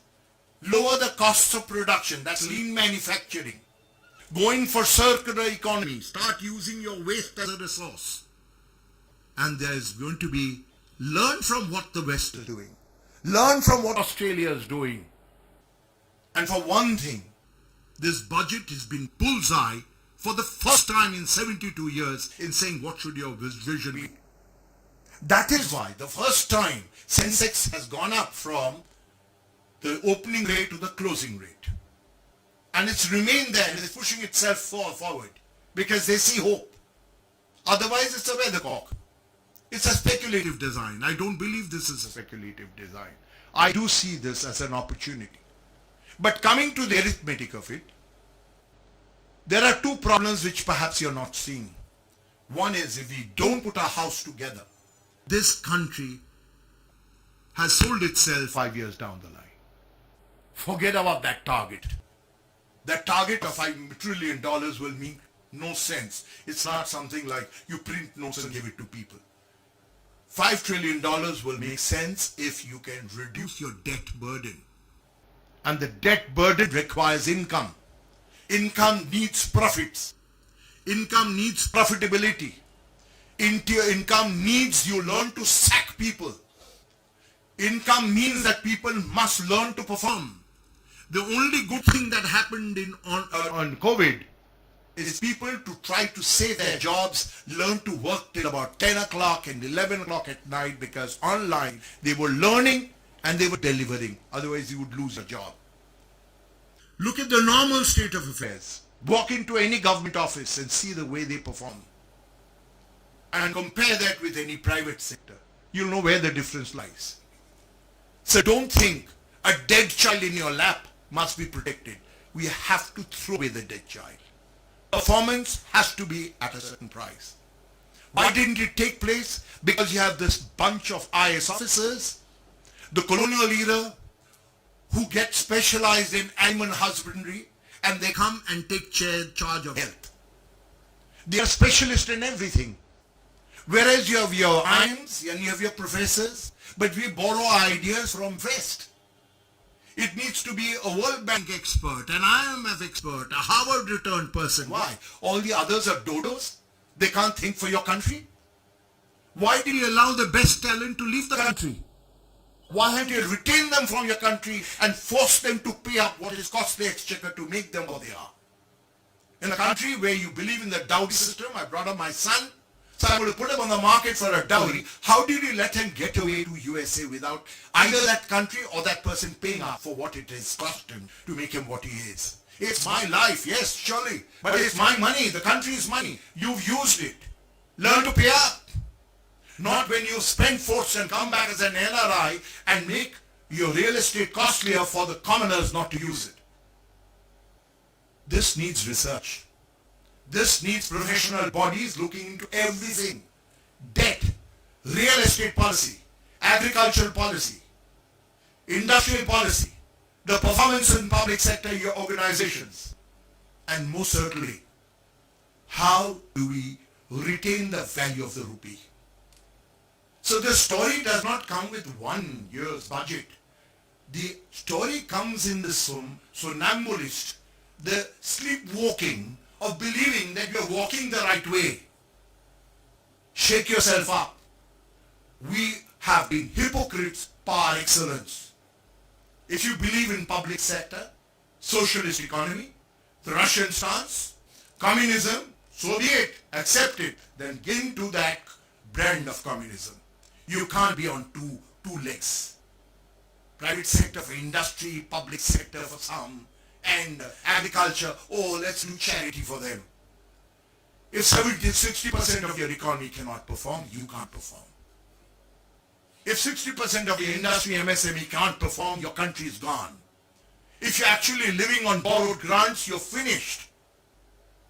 And you didn't realize that. Petrol prices, diesel prices hitting almost 100 rupees. Why? It only shows you're not learned to earn in any other way. You crib about prices going up. You don't know why it's going up. Why is the gap between the rich and the poor widening? Why is 90% of our resources belonging to only 1% of the people? And do you think taxing them would be enough? That's not the policy. Spreading wealth. You can't have a lump of water on your bread. You have to learn to smear it all over your bread. If India has to awaken, the poor has to be done away with. They have to be productive. Every cell in your body must be alive, and you can't have cancerous growth in any part of the body. The time for intolerance has come. You cannot accept intolerance, and you'll have to do away with it and rise and awake and say, perform or perish. And let's not hide behind this kind of trash of believing, let's protect something because it's public sector. How has the public sector helped you? Does it mean private sector has helped you? We have had our own example of CSC, the highest cost of units here. But why is CST charging so much? Obviously dishing out some goodies to the local government. Who's there to cry out and say, what nonsense is this? We deserve to get a better deal. So, my only request is, because I'm not getting into the taxes, I wish I could continue, but let me end by this example. Fiscal stimulus. USA, 11% of GDP. Japan, 10.4. China, 5.5. Brazil, 8.6. Russia, 6.5. India, 4. The lowest fiscal stimulation has come from this country. Result, contraction. USA, 3.4. Japan, 5.1. China, plus 2.3. Only country which is actually not contracted. Brazil, minus 4.5. Russia, 3.6. Contraction. India, 8%. If you read between the lines, you'll say, from 97,000 crores, we've spent 2,33 crores, 137 more on health.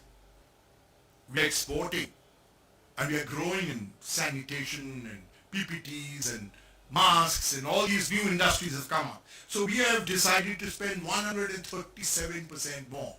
This is where figures get confusing. Put it in real terms. In ratio terms, 2.2 lakh crores is what we are spending. What is your total income? 22.3 lakh crores. So how much have you actually spent on GS, on our health? 1%. 1%. But if I say how much have I gone in absolute terms, from 97 lakhs to 94,000 to 234 lakh crores. It'll sound like, oh, enormous has been spent on health. Nothing has been spent on health. And therefore, there's a lot more to do. If India shrunk by 8%, the question to all the remaining panelists is, what will shake the economy and give you a performance of that 11% that we think? So if you're minus 6 today, 11% means we are back to the Hindu rate of growth of 3%. Give it another 10%. We will take another 5 years from date within the best of performance to live and go up to the 5 trillion mark. The budget is bullseye in terms of vision. The arithmetic is questionable. There are huge gaps in where are we going to get that money from. I rest my case on that. Thank you.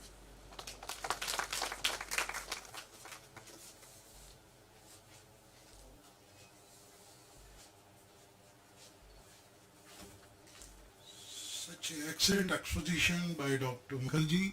As usual, it's nothing, those who have heard him, was such a vast reading and research on the waste thing.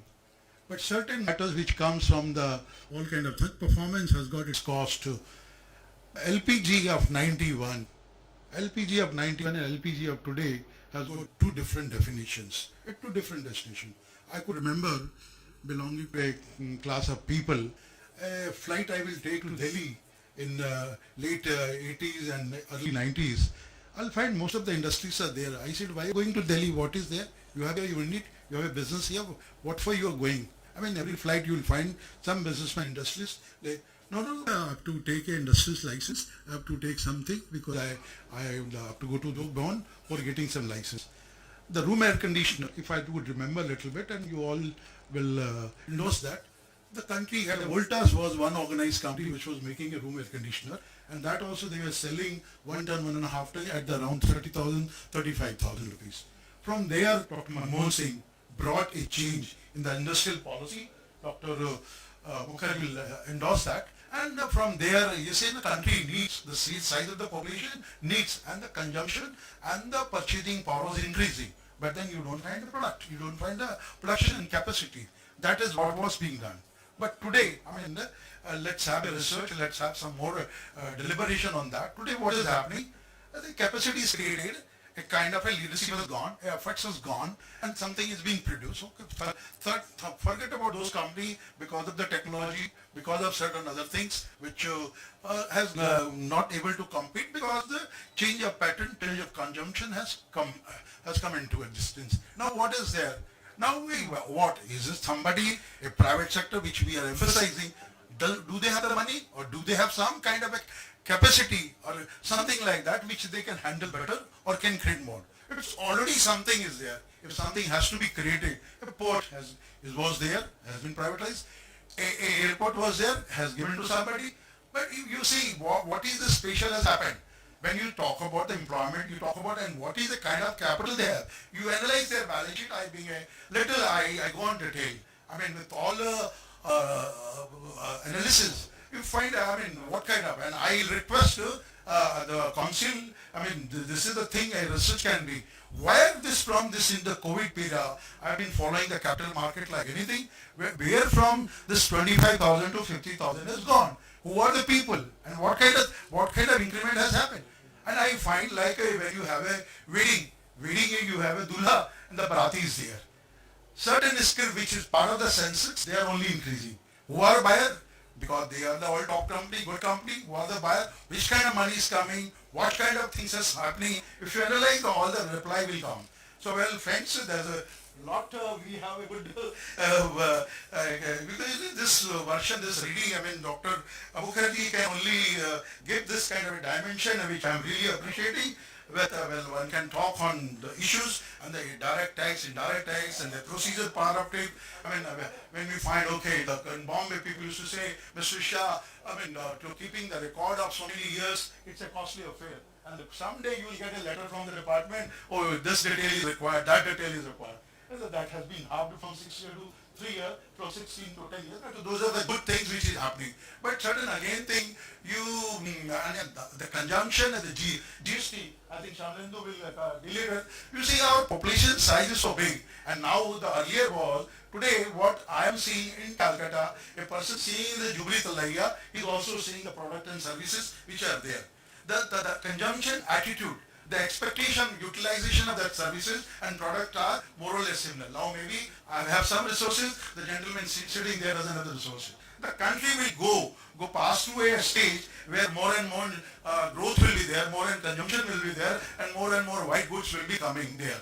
But I think a totality of the which require a kind of study in this country, and where we are not prepared, I will believe. I mean, I believe there are people who thinks much better, 1,000 times better, when there's some people, with all respect to them, who are sitting at the planning stage in the government, I find why not they pick up. But then people who can suggest, you don't reach to them, and your idea doesn't come to them, it is not getting implemented. So we don't have to think the people who are there, it's the best idea, it's the best thing, it's whatever is happening. I believe more and more discussion will give more and more result to it. With all thanks to Dr. Mukherjee, he has to go for some other meeting. If any of you are having any questions, he is ready to take your question. Yeah. And after that, I request direct taxes. Yeah. Okay, you like to leave. Yeah. You can do that. You can give it to Arundhati and the team at the ERC, and they will coordinate that questions and answer. Thank you so much, Dr. Mukherjee, for. Now, can I ask Dr. Mr. Arup Gupta to, or you like to comment? Sir, I just want to say, excuse me, sir. Sir, I would just like to say something on what you said. That is,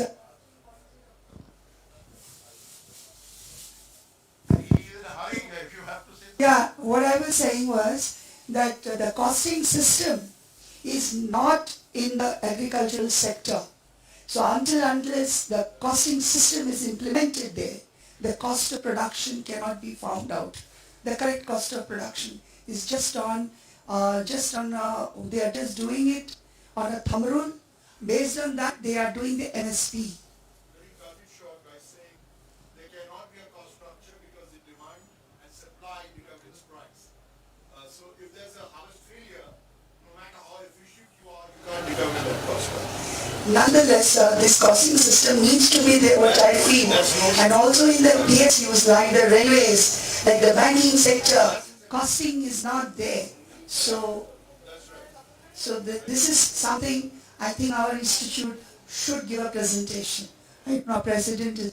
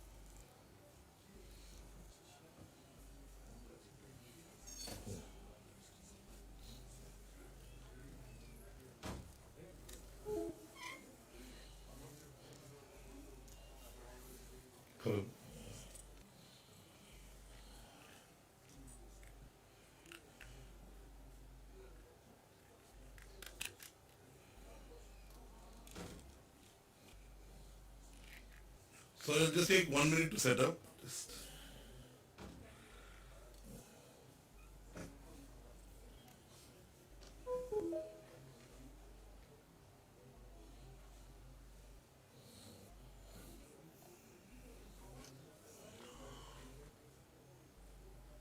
The pen drive is. Screen, watch.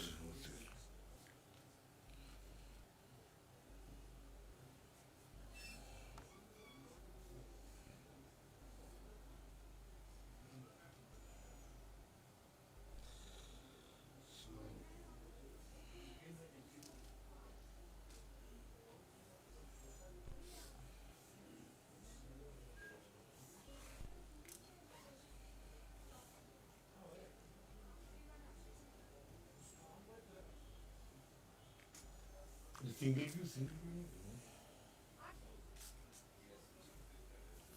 So, yeah. So good evening everybody, and first of all I would like to thank EIRC, ICA for inviting me for the wonderful opportunity wherein we are discussing today on the union budget.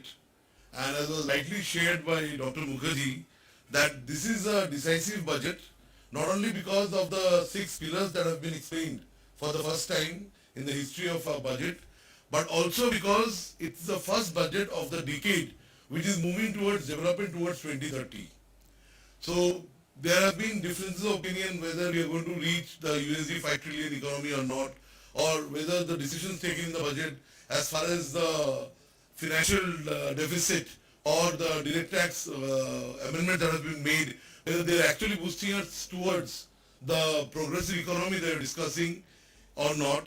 But I would like to today discuss the indirect tax amendments from a practical point of view, since we are all professionals. So what I have designed the presentation in a way that we are going to discuss as to how it is going to be applicable in our day-to-day professional curriculum, as to how we can help our clients on a better footing by understanding the amendments that have been sought to be brought in by the Finance Ministry through this budget, which are still in the proposal mode. And I think 10th February the last date for the post-budget memorandum. So if any of us are thinking that we would be posting any kind of suggestion for the post-budget memorandum, it's open and the links are there on the MOF Ministry of Finance site. We can go there and particular clause number that we have a problem with, we can actually highlight that particular clause number and give a suggestion as to why that particular suggestion or that particular clause should not be approved by the Parliament. So having said that, I think I would just like to take it forward with the CGST amendments that are there. So the first major change that has come, that is in section 7 of the CGST Act. Now why did this change come? The change has come because of the 2019 Supreme Court judgment in the case of Calcutta Club. So what does the judgment say? The judgment says that if there is a concept of mutuality, like in case of a resident welfare association, there is a particular complex wherein say 100 families are living together and they have formed a resident welfare association, and each of us are giving 5,000 as contribution to the resident welfare association. Now the thing is that on the basis of this particular contribution, when the fund is being developed, it is developed for the purpose of maintenance of the entire place, and the profits that are being coming out of the fund, if any, those are not distributed amongst the members. It is either kept in any kind of investment or it is kept in the banks for further development of the particular community. So here it's a concept of mutuality. Similarly, in the case of a club, in Calcutta Club, what was the issue? The issue was that they were selling goods to their own members and they were told to pay VAT on the particular sales made to the members. Now they kind of objected to payment of this particular VAT and to collect VAT from the members. Why was it so? Because they said that the members and the club are one. So by this particular amendment that has come, they have brought in a particular, the amendment which they are saying is that the activities or transactions by a person other than an individual. So they have just left an individual, which is of course, individual cannot have a transaction with themselves. Other than an individual, whether it's a resident welfare association, whether it's a cooperative society, whether it's a club, and even in some quarters, discussions are being made that whether partnerships are also going to be affected because of this or not. Wherein, there is some kind of service being given by the partnership firm. But that is a distant thing to be thought of. But for the time being, if any activity or transaction by a person other than an individual to its members or constituents or vice versa for cash, deferred payment or other valuable consideration is there, then it will be treated as supply. So even if a club is giving services, say I am a member of a particular club and I have taken the place on rent, say the conference hall of the club on rent, and though I am a member, I am paying for the maintenance of the particular hall. On that particular rent also I have to pay GST, even though there is no separate consideration, because the club and myself, we are all interconnected. And as per the decision of the Ranchi club, Also, there has been the mutuality concept has been discussed, wherein it was shared that if there is no clarity as to where the funds are coming from and which funds are lying and how the funds are spent, say in case of the Resident Welfare Association, the 100 flat owners are paying 5,000 each, and through that the money in the fund is being developed. From that particular fund, the swimming pool is being repaired, the gym is being repaired, the roads are being repaired, the mosquito killing repellents are being spread. So many things are happening. So once the money comes in, they lose their individual identity.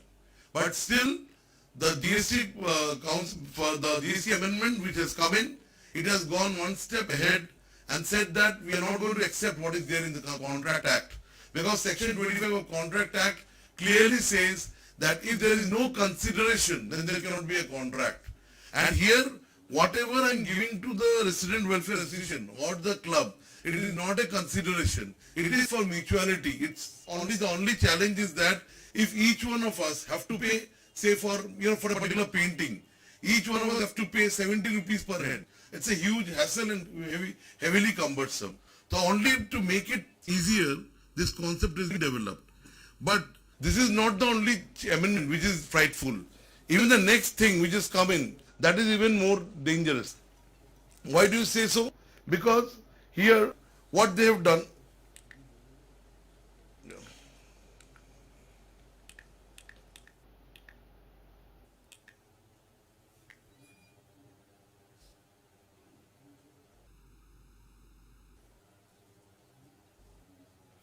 yeah.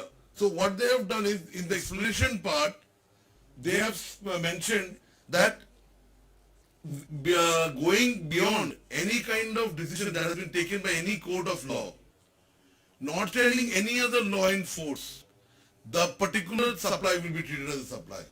So, effectively, for the first time in the history of taxation, a particular judgment is being cited in the particular act, saying that if any judgment is also there, which gives a different point of view, that will not be accepted. Similarly, they have also taken income tax decisions also outside the ambit by saying any other law for the time being in force. Why? Because the income tax, under the Income Tax Act, there are a lot of judgments which have held the concept of mutuality, which held that a particular association or a constitution cannot give service to its own self.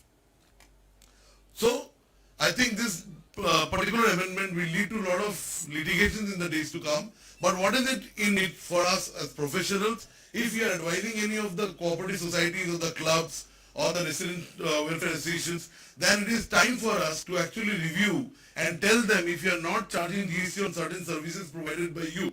Suppose in the case of renting of hall rent, giving of place on rent, and giving to some places, some people for showcasing their products during the kind of fairs that are being organized. So we need to relook at all these transactions, because now they will also fall under the ambit of supply. So now coming to the next important amendment, which is the amendment in section 16, they have inserted a new clause EE. Now with the introduction of this particular subclause, one devastating effect that has happened is that the form 2A and 2B, which did not have a legal backing till now, that has been given a parentage. As we all know that when we are filing our GST returns, first initially when we started with GST, we were very happy that GST is giving us seamless credit, so we don't need to worry as in whether the credit is for goods or services. As long as I am a person who is supplying, so I can always take the goods credit for both goods and services, subject to section 17(5).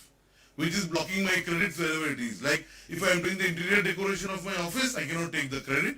But if I am buying a laptop for my office, I can always take the credit which I could not take previously in the service tax regime. So we were very happy. But suddenly we see that in the end of July, around July 2019, notices start being served to the taxpayers. And what are the notices saying? The notices are saying that you have availed a credit of 3 lakhs in your 3B, but your vendors have shown only 2 lakhs as, output supply for them in that particular month. So effectively you have taken an excess credit of 1 lakh.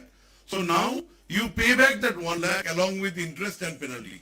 I hope and sure that many of the colleagues or professional colleagues who are there in the hall or who are on the virtual mode, they have received such kind of notices.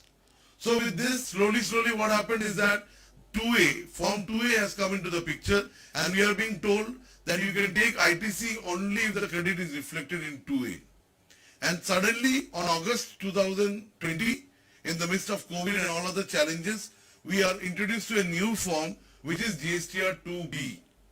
I am sure GSTR 2B is, I am very confident that GSTR 2B is a much better form than 2A because it has all the static data, as in for this particular month, say for December, as on 14th of January, they issued GSTR 2B, and they have told us that these are the data, these are the outward supplies that have been shown by all your suppliers within the due date of filing returns, which was 11 for the monthly filers and 13 for the quarterly filers.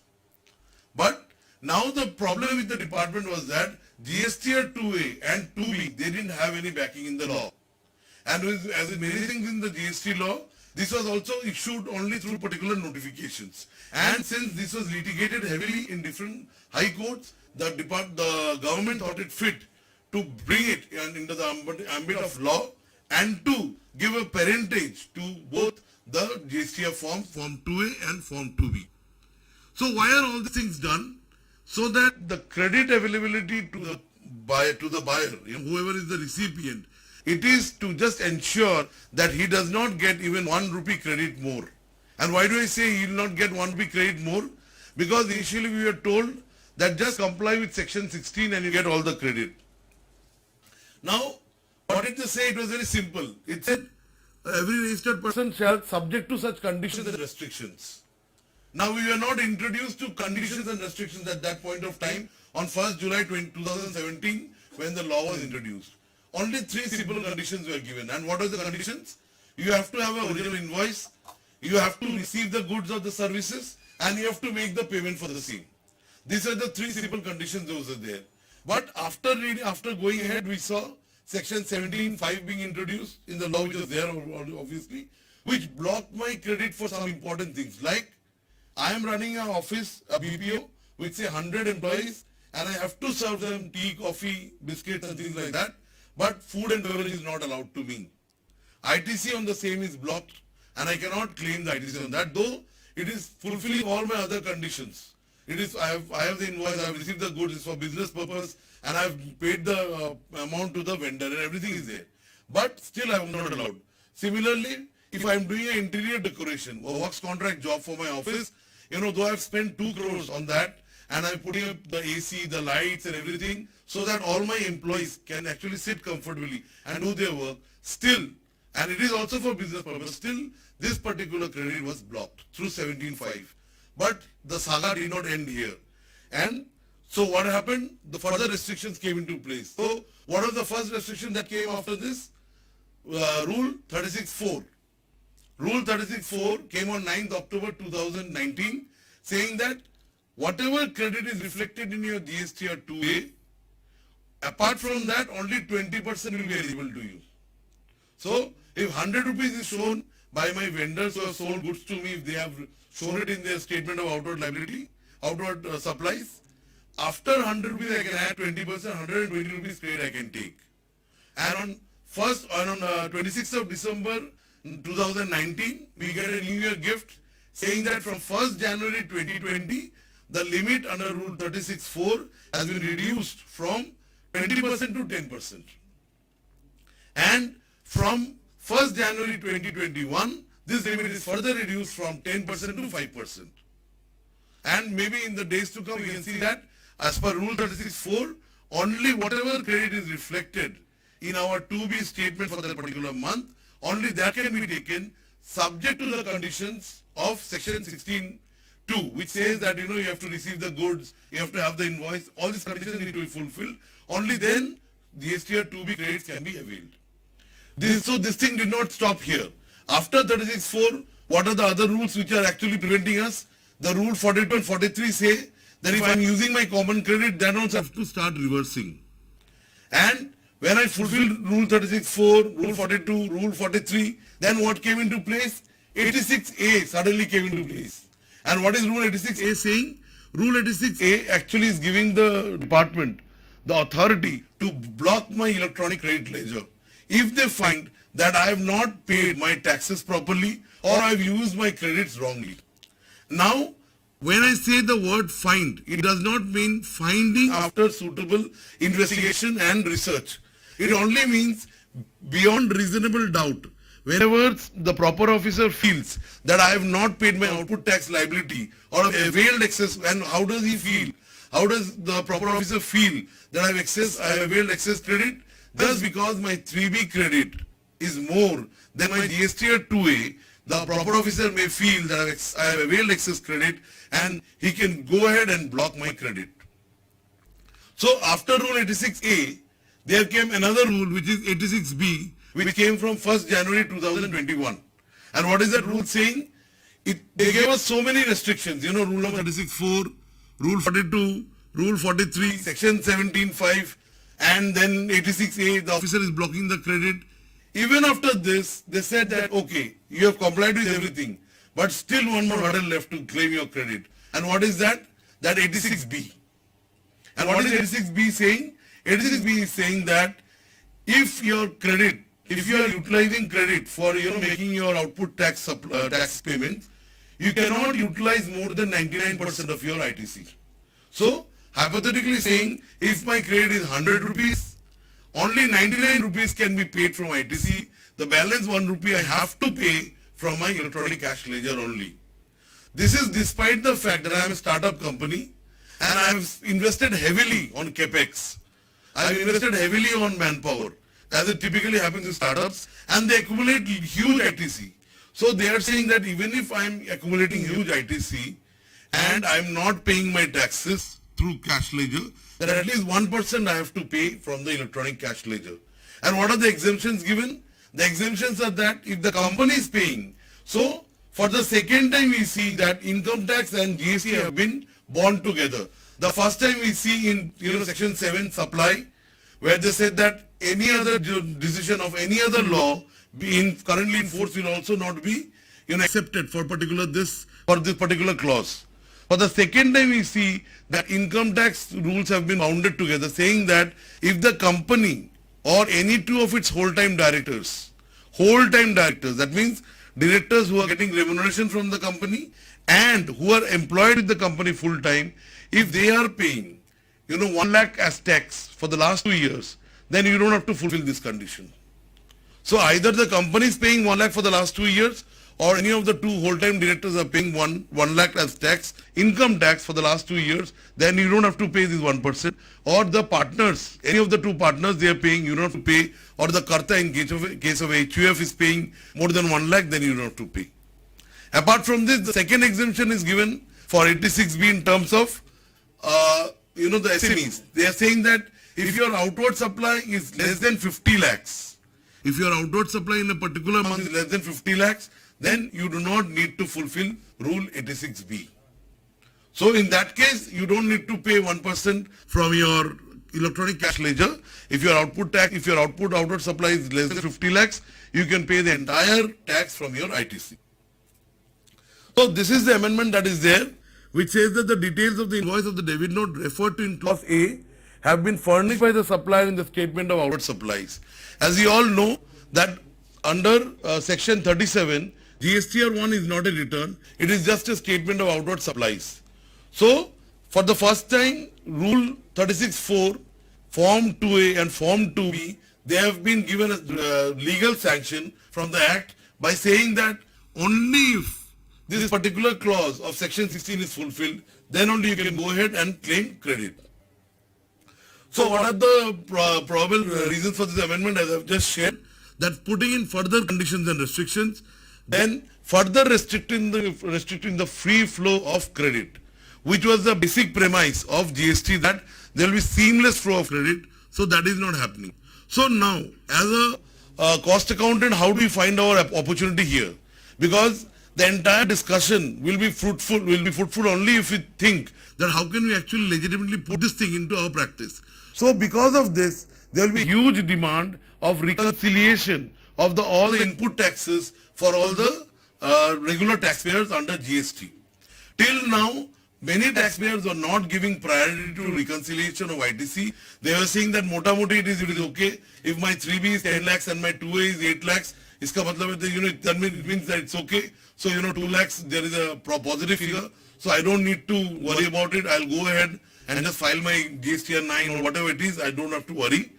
But now, with so many restrictions coming into place, and further we will see that how cancellations are being imposed at every stage, the role of the professionals are going to enhance 10 times. Because now is the time when we need to go to our clients and actually make them understand the significance of all these changes. Because if they don't understand the significance today, when tomorrow their registrations are cancelled, it cannot be revoked before 2 to 3 months. Because that is what is the current trend that we are seeing.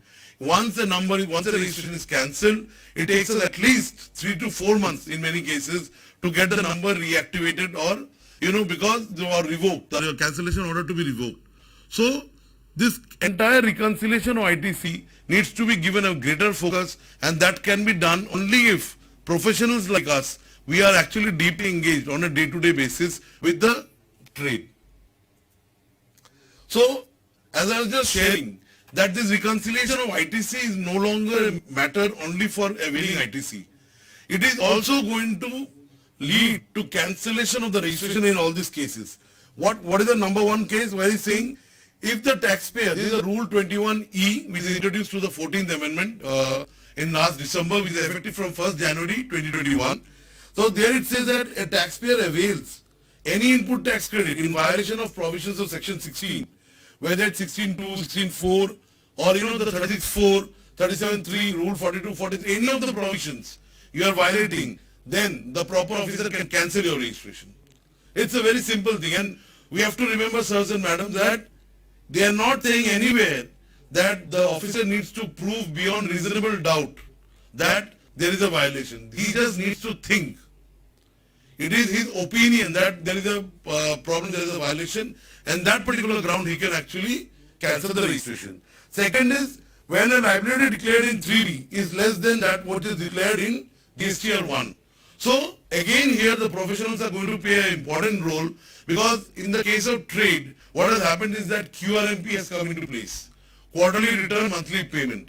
So for all taxpayers who are below 5 crores, now what they will do, they will actually make the returns on a quarterly basis, though they have the facility for furnishing invoice details under IFF on a monthly basis, but primarily they will pay taxes on a monthly basis through a PMT 06 challan, just like we used to do in the VAT time, that you don't have to do so much calculation, just calculate a rough calculation, and we used to make the payment of the challan, and the return we used to file at the quarter end, and we used to furnish all details of sales and purchases properly. So similar effect is being given under the QRMP for all small taxpayers whose annual aggregate turnover is less than 5 crores. So for all these taxpayers, we can see that, as we have seen from our past experience, that there are many times there is a difference between GSTR 1, whatever taxes, output tax they have shown, and GSTR 3, whatever outward supply they have shown. So in GSTR 1 they have shown a sale of say 5 crores, say for 5 lakhs. In GSTR 3B they have shown a turnover of 3 lakhs. And why are they showing this 3 lakhs and 5 lakhs? Why is there a difference? Because the businessman does not have sufficient cash flow to make the payment of taxes. So that's why what is the easy escape route you are seeing? You are seeing that one, I am showing the proper invoice, my recipient is getting all the ITC. 3B, I am showing lesser tax, I can keep continuing of my, my returns. So what happens, my business continues. Why? Because if I don't file my returns for 6 months, my registration will be cancelled, which was there earlier, now which has been brought down to 2 months. If I don't file for 2 months also, they can issue cancellation notice. So now we have to make the taxpayers aware that there can be no difference between GSTR 1 and GSTR 3B. Whatever you are showing, you have to show either same, or it may lead, if it's a habitual thing. 1 month it may be a problem, 2 months it may, but it cannot happen on a regular basis. But here is a legal issue to it also. If you go by Circular 26 by 2017, it says that since GSTR 3B cannot be resubmitted, okay, or revised. So Circular 26 of 2017 gives the taxpayer opportunity to make correct all the problems or all the errors and the omissions that he has made in the earlier returns. So if by mistake in my July 2020 return I have not shown a particular sale in my 3B, I can show that particular sale in my November 3B and pay the taxes. Though in this GSTR one I have shown correctly, by mistake it has happened with me also because it was a B2C supply. A particular B2C supply of a particular amount I didn't show in a particular month. Just by mistake. And I showed it in some other month. So what will typically happen, in July to 2020, it will show that my GSTR 1 figure is higher, but 3B is lower, and it can lead to a cancellation. So there we have to explain the background of Circular 26/2017 to the proper officer so that the cancellation doesn't happen. After this, one of the important things is that this is the kind of notice that we are getting, which is saying that if 100% utilization is made from your ITC, then why have you made 100% utilization? Why are you not paying in cash that has been asked for? So if any of us are receiving this kind of notices, the first and foremost thing to do is that we have to furnish a reply, and that reply should suitably give us the legal grounds as to why we are doing this. And there could be a number of grounds, starting from the fact that I am a heavy stock inducive industry, like the mobile and the electronics industry, wherein what happens typically is that at the month end, I get a lot of invoices. I have to make a lot of purchases just to have that, the trade incentive that I get from my manufacturers. So typically in this thing, what happens, at the end of the month, there is a huge purchase, and then, the credit is being utilized in the next month. So in some cases that may happen. In some cases, the thing may be that I have already accumulated credit and I'm making the supply this particular month, so that's why I've used it. But these are the kinds of notices that we are getting. So what are the additional conditions for cancellation? They are like the comparison of the returns they are doing, 3B and 1 I have just said. And if there is any error, they are saying that, we will just cancel the registration. Furthermore, if the details furnished in GSTR 1, but we have not filed our GSTR 3B, this is another major change which is brought in the 14th Amendment, that if I have just filed my 1, but I have not filed my 3B, then they will not allow me after 2 months to file my GSTR 1. So what is happening effectively? Till now what was happening? I am just filing my GSTR 1, my customers are getting their credit, but I am not paying the tax to the government.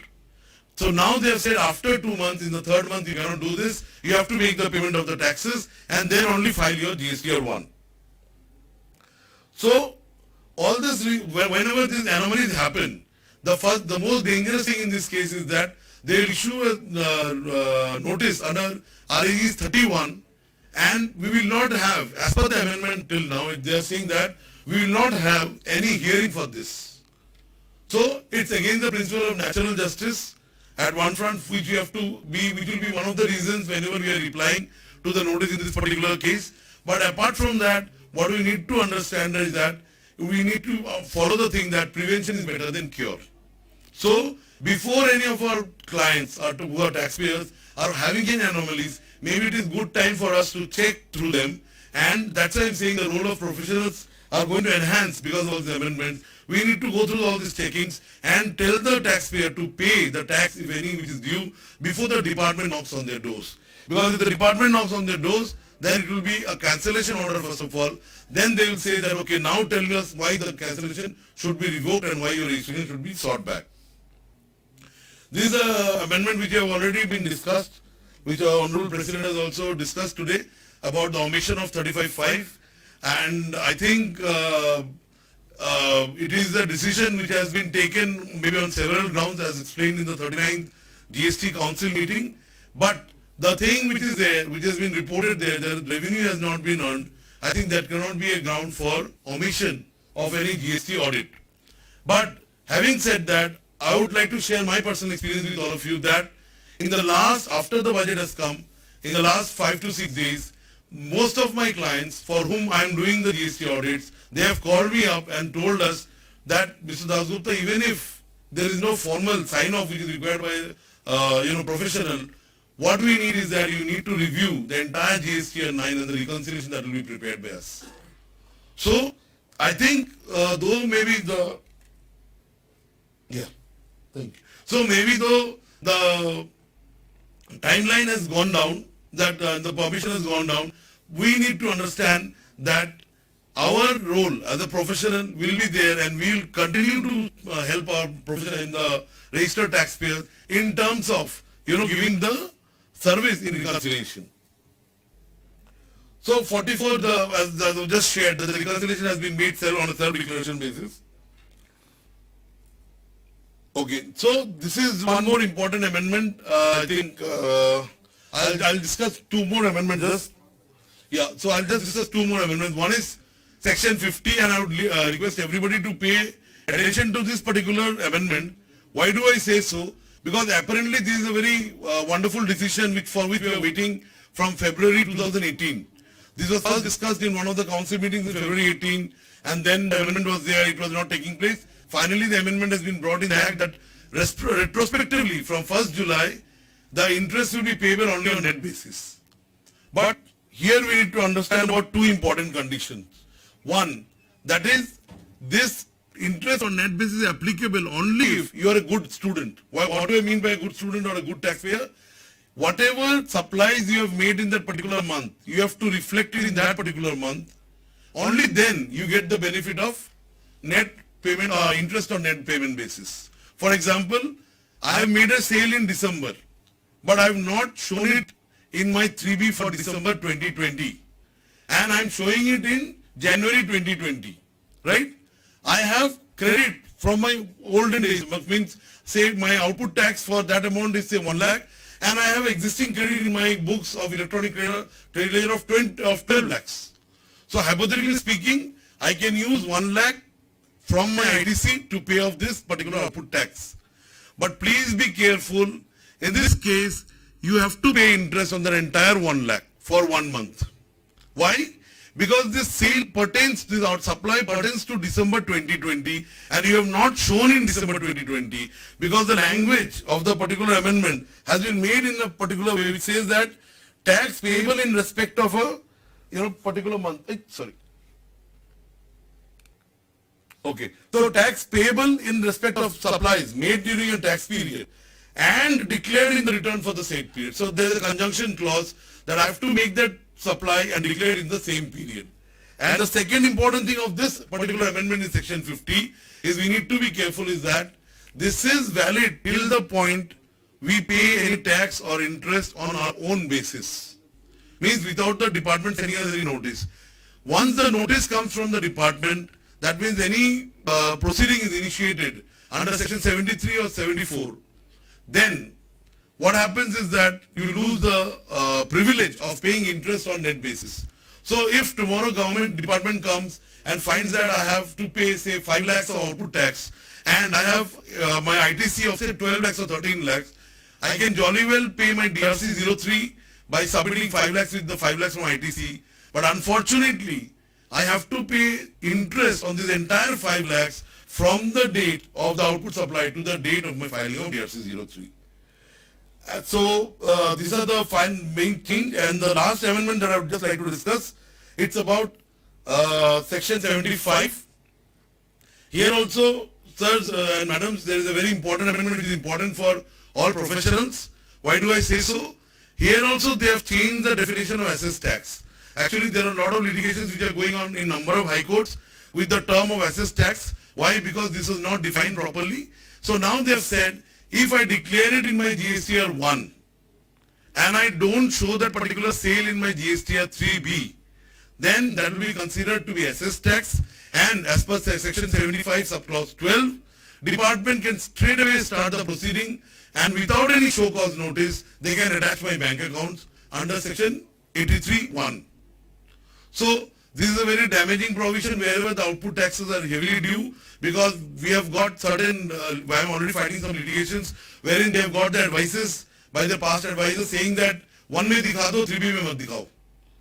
So what is the challenge? Now the challenge is that if such things happen, now with the change in this particular definition of assessed tax, what will happen is that now the proper officer will not require you to fund, to supply, to issue a show cause notice. What he can straight away do is say that pay this amount within 15 days, and then he, as soon as 15 days are over, he will say that I'm going to attach your bank accounts, because now attaching the bank accounts has become a very simple affair. only the Gujarat High Court judgment which has said that attachment should be made after suitable investigation, that has been followed in the state of Gujarat, not in other states. So I think it's really a huge challenge for all of us, and we need to prevent it properly. So with this, I think I'll rest my case. Thank you very much, and thank you for the wonderful opportunity once again.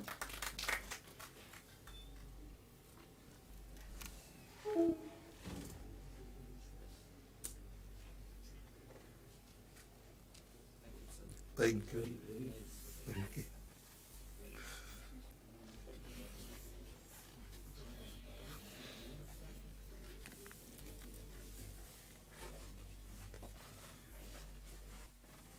Thank you so much, Arup, for a wonderful detailing of the proposal, which we all got benefit. Now, because time is running out, and now we have a last speaker with us, Shyamulindu Bhattacharya for Direct Taxes.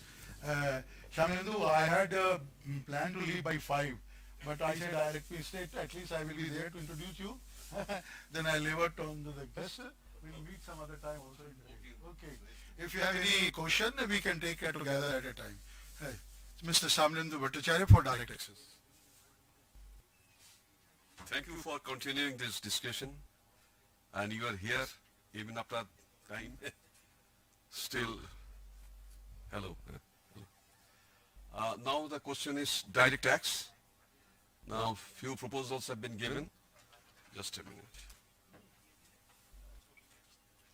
Can I?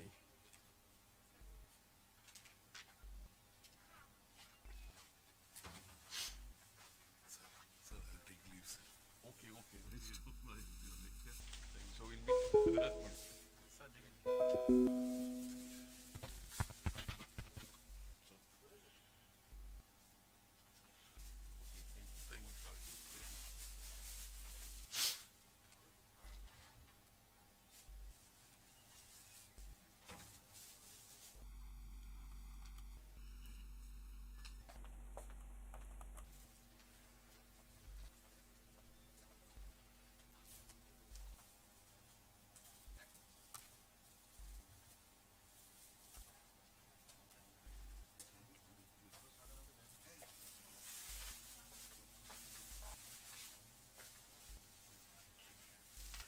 Now let me start with tax rates. Now in this present budget there was no change in the tax rate, but I'd like to say one thing, I'd like to share. Now look at the corporate tax rate 25% as per the last Finance Act. But in case of firm, limited liability partnership, tax rate remains 30%, there is no change. Even in case of individual HUF, AOP, body of individuals, though options have been given from assessment year 21-22, from assessment year 21-22, that either the old scheme or the new scheme. In the old scheme, the tax rate, higher rate is 30%. In the new scheme also, higher rate is 30%.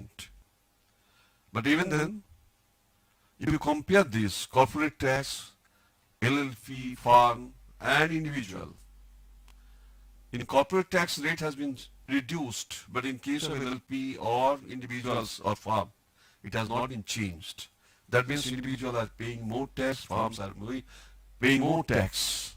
So the small businessmen, practically the firms, LLP, they are paying more tax. There is no change. Next, coming to tax residency rules. In the last budget, something has been said, because the impact of residency is, if a person is a resident and ordinary resident, then world income is taxable. If he is a non-resident, then the foreign income is not taxable, only Indian income. Resident and ordinary resident, Indian plus foreign income is taxable, provided the foreign business income is controlled from India. Now, that residential status, resident and ordinary resident, non-resident, depends upon the number of days a person stays in India. That has been reduced in the last budget. But because of COVID pandemic situation, many people, Indian citizen, Indian persons staying outside India, they have come to India and they could not go, and they are staying more than 120 days. So in their case, there is no impact in this present budget. Now coming to very debatable questions, very burning questions, the easier compliance for senior citizen. Mr. Moisha has already said that for the senior citizen what has been given. Actually, it is said the senior citizens are not required to submit a return. Is it mean that they are not required to pay any tax? So normally we will fail on the very first instance. Not required to file any return means there is no question of payment of taxes. Because section 139(1) of the income tax act says if a person has taxable income, then they are required to submit return compulsorily. But if it is said in the budget that senior citizens are not required to submit return, that means they are not paying. But actually it's not that.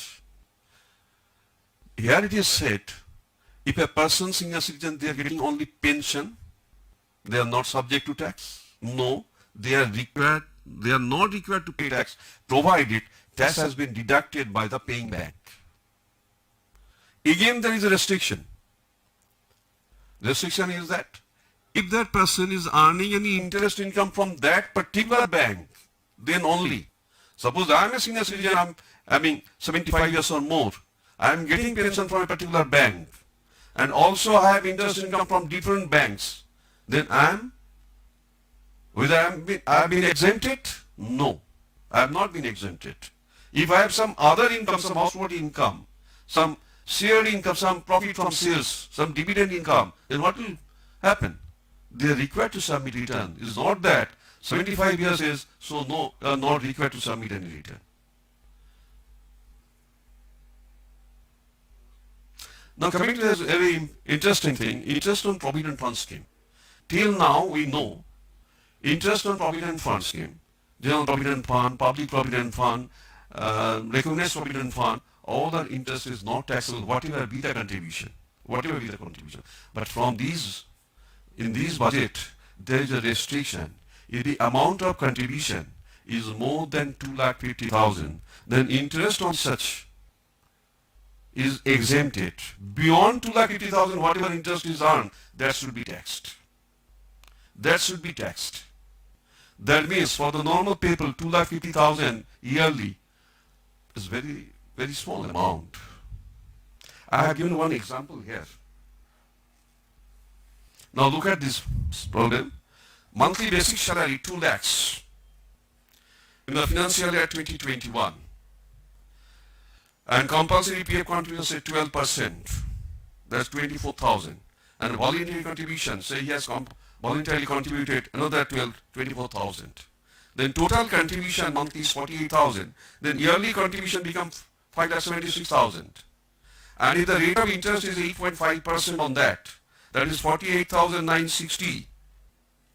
So interest on beyond 2,50,000, how much I have contributed? 3,26,000. So interest on 3,26,000 has to be taxed. That means interest on 2,50,000 is exempted. But earlier, entire amount was exempted. Entire amount was exempted. Then coming to another thing, withdrawal of ULIP policies. What is ULIP? Unit link in insurance policies. So in this policy there are two things. One is your insurance coverage, another is your market coverage. It is linked with the market so that you can invest some amount. So this amount is partly investment for insurance and partly for your investment. Earlier what happened, whatever money is withdrawn on redemption, on maturity, that was not taxable. But as a result of this budget, now withdrawal of ULIP policies is taxable provided if your premium amount is more than 10% of the sum assured. So present provision 10D provides the full exemption on maturity proceeds received from ULIP policy premium payable does not exceed 10%. This is the earlier provision. Now in the proposed provision, benefit of this exemption has been withdrawn if the policies have been issued on or after 1st February 2021 and if the premium exceeds 2.5 lakhs.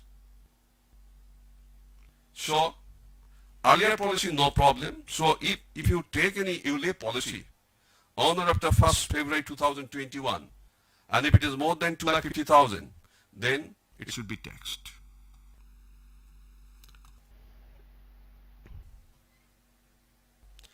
Now coming to in the budget, it is said the real estate booster for which certain provisions has been amended. Section 80 EA number 1, Section 43 CA of the Income Tax Act, Section 56 to 10. Let me explain what is 80 EA, what is 43 CA, and what is 56 to 10. 80 EA is a loan taken for purchase of residential house. Purchase of residential house. If the stamp duty value of such house does not exceed 45 lakhs, and if the loan is granted within 31st March 2021, then 1,50,000 was exempted. Interest amount 1,50,000 was exempted.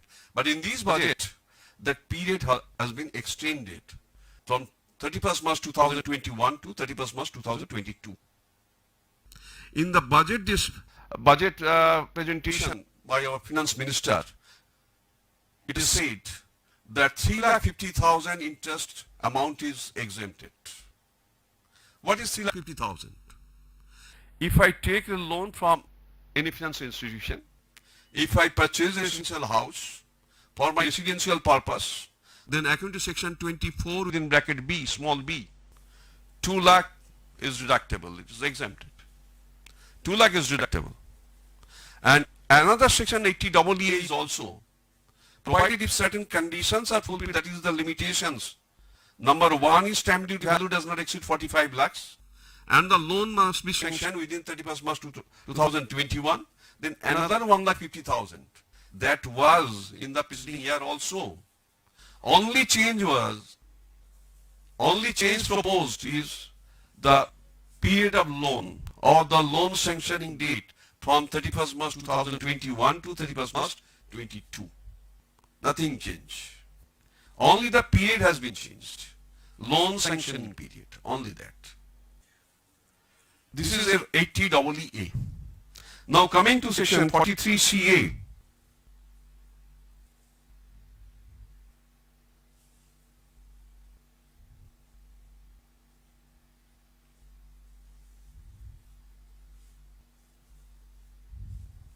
What is 43 CA? In case of promoter, they are constructing flats, building, they are selling. Now because of pandemic situation, they could not sell the property. That's why they have been given some opportunity. If you sell the property, what would be your sell price in computing your business income? The provision was earlier. It was said that sell price should be your stamp duty value. Some relaxation was also given in earlier, that not the stamp duty value, if your sale consideration is within 105% of your stamp duty value. That is, for example, if the sale consideration is 50 lakhs, but stamp duty value is 60 lakhs, then basically 60 lakhs will be the sale price. Based on that, your profit should be computed. Not your sale price, but some relaxation was given that if your sale price is more by 105%, means if you are 50 lakhs plus 5% more, that is 2,50,000. If your total sale price is 52 lakh 50,000, if it is within the stamp duty value, then no problem. If your stamp duty value is more than 52 lakh 50,000, then your sale price should be your stamp duty value. That was the provision. Now, first was 5% enhanced, then again it was enhanced to 10%. Now, because of pandemic situation, again it has been enhanced to 10% more. That means, if your sale price, if it is increased by 20%, from 10%, 20% now, that means if your sale price is 50 lakhs, 20% means your 10 lakhs. That means your sale price becomes 60 lakhs. If it is within your stamp duty value, then no problem. But if your stamp duty value is more than 60 lakhs, then your sale price would be your stamp duty value. And profit should be calculated based on that. This is your 43 CA. Now what is 56 2A? In case of buyer, those who are buying such flat, the provision was again, suppose I am buying a flat for 50 lakhs from the promoter, but if the stamp duty value is more than 50 lakhs, then my buying value should be taken as stamp duty value.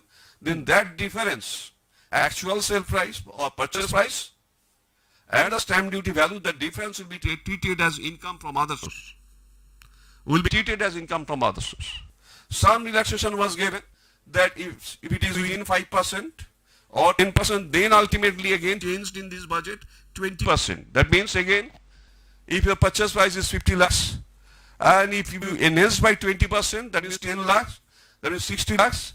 If your stamp duty value is more than 60 lakhs, then say 70 lakhs, then actual purchase price is 50 lakhs, stamp duty value is 70 lakhs, then that difference 20 lakhs will be as income.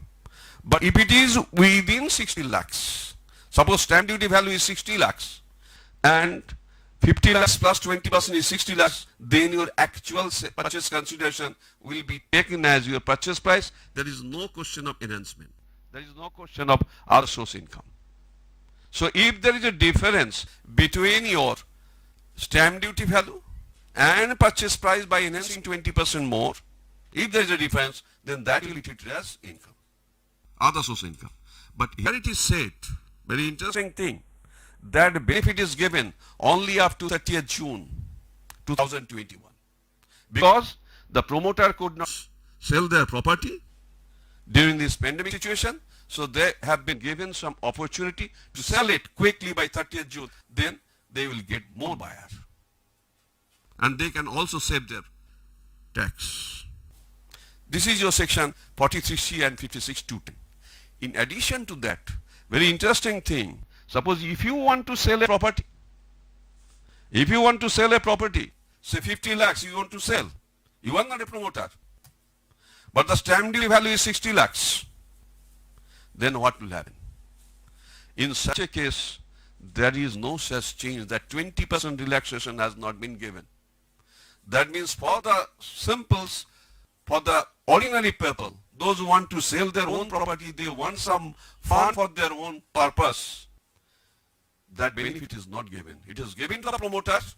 They could sell their property by giving them some 20% relaxation.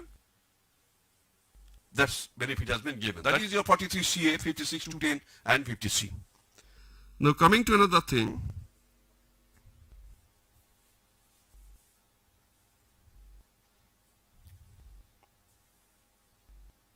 now coming to goodwill of a business or profession. Now the question is it a capital asset or not? If I transfer it, is it subject to capital gain tax? This is number one question. Second question is, I have purchased some goodwill or I have generated goodwill because my old business, I have developed it. Can I get a appreciation on that goodwill of business or profession?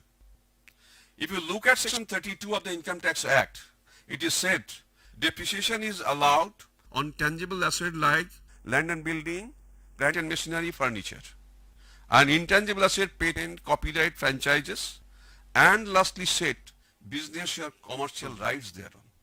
But nowhere said whether depreciation is allowable on goodwill of business or profession. Goodwill of business or profession. But there is Supreme Court decision. In the case of Smith Securities Limited, 2012, there is a very important decision. The Supreme Court has given a verdict that business or commercial rights includes your goodwill of a business or profession. Now, if it is a goodwill of a business or profession is a asset, if it is an intangible asset, then depreciation has to be allowed based on that, though Act is silent. And from 2012, or after this decision, the businessmen, they are taking depreciation on that goodwill of business or profession. But the government was not happy with that.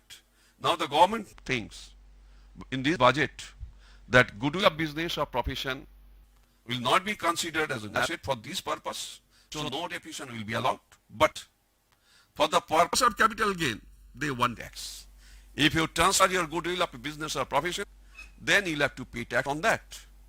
But the question is, what would be the cost of goodwill of business or profession when capital gain has to be taxed? When capital gain has to be charged on transfer of such goodwill of business or profession. Suppose I purchased a goodwill by paying say 10 lakhs. On 10 lakhs I cannot claim depreciation. But if my business is transferred and if I take some amount on account of goodwill, say I have taken 30 lakhs, then I purchased 20 lakhs, I transferred 30 lakhs, then that difference is your 10 lakhs. That will be charged to tax under the head capital gain. But the question is again, I have already enjoyed depreciation on that after 2012 after this Supreme Court decision. That means I have enjoyed a part of it. Then what will be the cost? Whether the cost will be 20 lakhs or anything. Here it is said, cost should be adjusted because you have already enjoyed. Your cost should be reduced to that extent. So your capital gain should be computed after adjusting whatever depreciation you have enjoyed.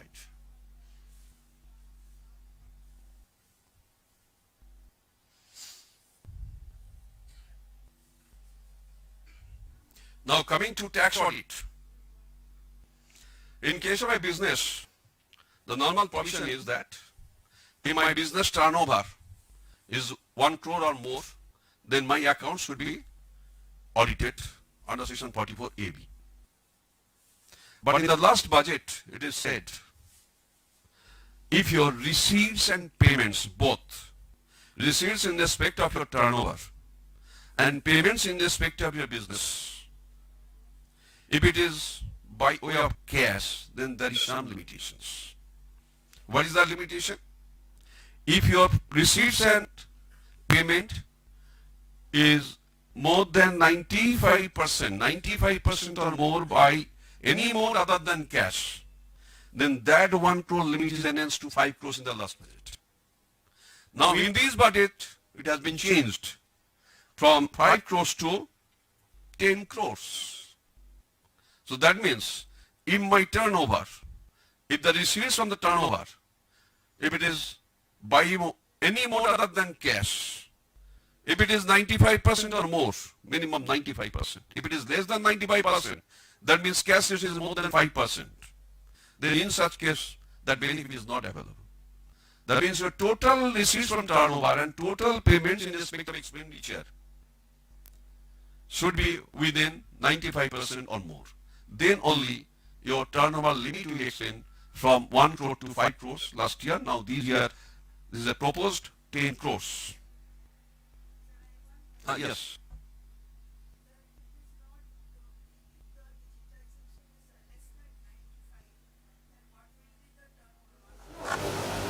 Yes. 1 crore. That is not changed. Normally is more than 1 crore or more than your subject audit. But that relaxation has been given, 1 crore to 5 crores.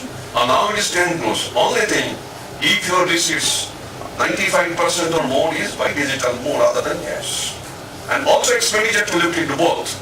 It's not that the one criteria is fulfilled, the other is not fulfilled. No.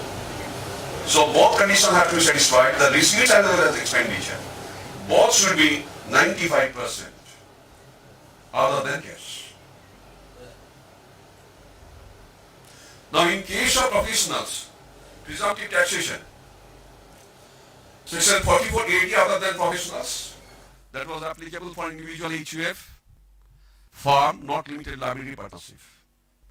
And the presumptive taxation, if your turnover not more than 2 crores, it is said your income should be, you can, on presumptive basis you can show 8% and 6% provided if it is by your any mode other than cash. So partly cash, partly other than cash, that is 6% and 8% mixture. But in case of professionals, your income should be based on your total turnover or gross receipts should not be more than 50 lakhs, number one.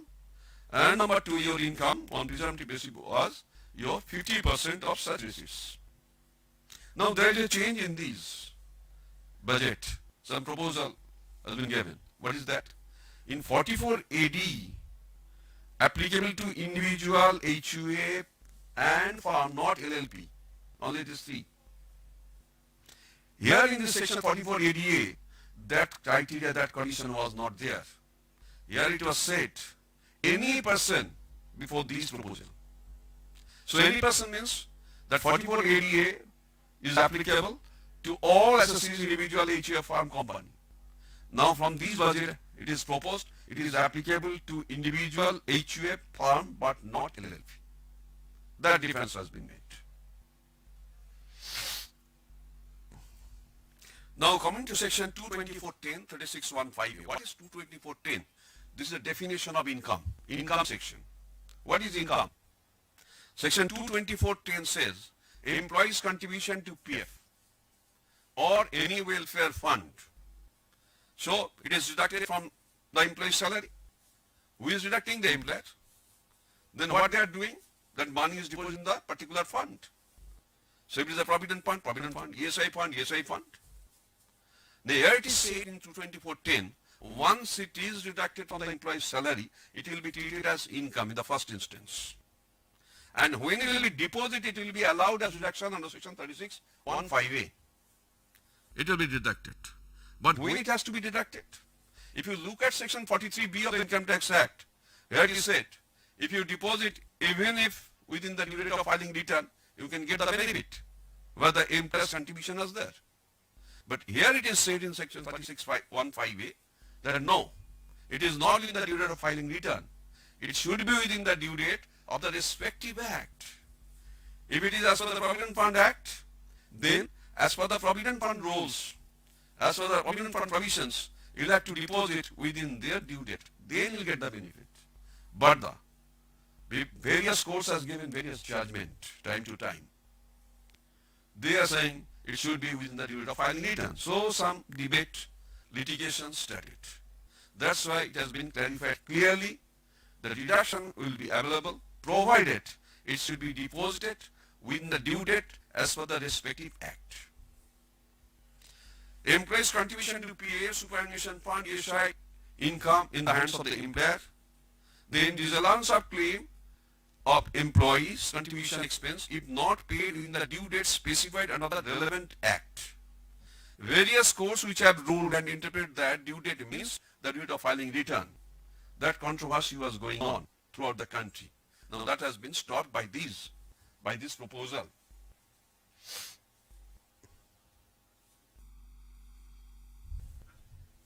Now, in case of time limit for filing belated and revised income tax return. Now you know what is the due date of filing return as per section 139(1). In case of company by 30th September. Now it has been extended by the last budget is October. Audit should be by 30th September, return by 30th October. In case of the assessees, those whose accounts are subject to tax audit, again, audit report should be submitted by 30th September and return should be submitted by October. 1 month extension was given. Now because of pandemic situation, now it has been changed time to time. Now it is your date has gone for submission of audit report, but return due date still it is 15th February to be submitted whose accounts are subject to audit. And other than auditable cases, 31st July, that time was extended up to 31st December because of pandemic situation. Now once the return has been filed, if you want to revise it, then the question is when to revise it. Earlier it was within the last day of the assessment year, means by 31st March. But in this budget it has been reduced by 3 months. That means from the next year, if you want to revise the return, it has to be by 31st December. Similarly, if the original return has not been filed in the due date, belated return can be submitted. But when is the last date? Earlier it was by 31st March of the assessment year. Now it has been reduced again by 3 months. That means by December you have to submit belated return. Now again there is a question, original return has not been filed, belated has been filed. Can you revise the belated return? Yes. That provision has been changed earlier. There is no problem nowadays. Even belated return can be revised, but the time limit is very important. The 3 months time has been reduced. Now one thing more again, revised return means once the original return has been filed, that can be revised. Belated return can also be revised by 31st December. Earlier it was 31st March. I have submitted return Yes. Last it was, if you submit, I want to revise it. yes. From next year you cannot. You have to submit by 31st December.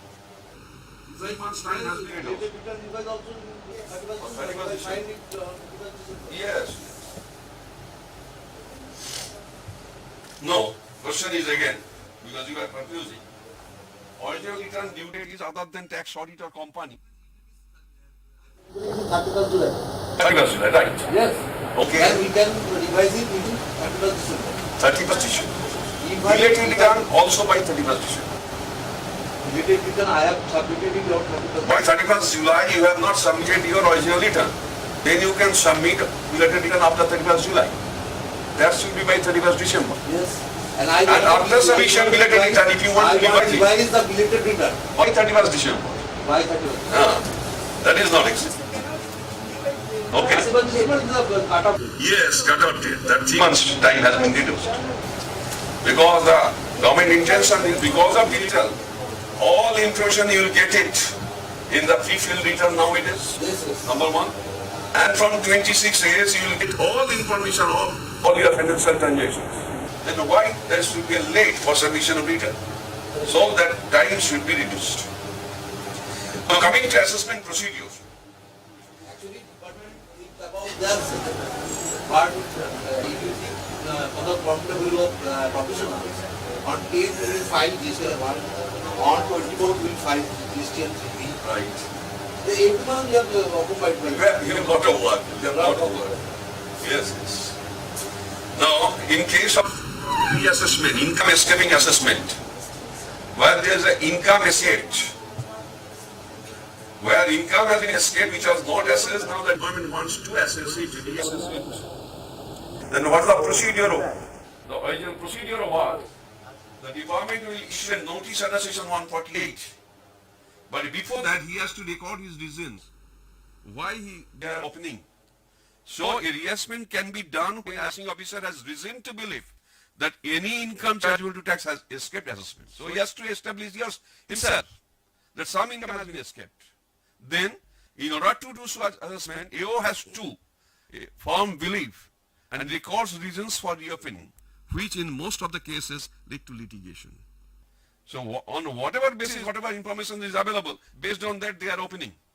They are reopening the cases.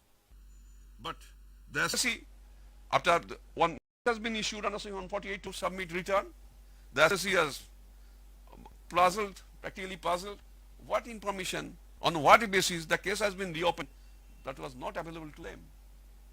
That was not available. So if you go to the assessing officer will say you submit return, then I will give you the reasons on what basis the case has been reopened. And if you want to challenge it, you challenge it later on. First you submit return. There was a lot of litigation going on throughout the country. That will be stopped by changing the list, that is reassessment procedure. What is that? The first, assessment or reassessment or recomputation income assessment is a information based. What is that information from where? From 26 years the department will get. Information will get under section 85BA from financial transactions, whatever they are, the department will get information from different organization. Annual information return, different organizations they are submitting. From that the department will get information. Based on that they want to reopen that some income has escaped. Then what they will do? They will issue a show cause notice to the SSC. This is the present situation, the proposed situation. On what basis the department wants to reopen? On what basis? So we will issue a show cause notice that why such income will not be assessed because your income has escaped. On the basis of such notice, the SSC has to reply within 7 days, minimum 7 days, maximum 30 days. It is said in the proposal. Within that period, the SSC has to reply. Whether he can submit his reply, he remains silent. If he submits reply, if the assessing officer is not satisfied, or when there is no reply, the assessing officer will pass an order under section 148E that your case will be reopened because I am not satisfied with your reasons, whatever you have given. Whatever reply you have given, that if the association is not satisfied, then the case will be reopened. So one letter will be issued to the association. After issuing that letter, notice will go under section 148 to call for return, to submit return. Earlier that benefit was not given, that opportunity was not given to the association. Now it is given. Because all the information, when it is in the hands of the assessing officer, then why should they will not give that information to the assessee? So in the so-called notice, they will give on what basis the assessment will be reopened. On what basis it will be opened. Assessee has to give a reply or remain silent. On that basis, the assessing officer will pass an order, then issue notice under 748, then the assessment will be made accordingly.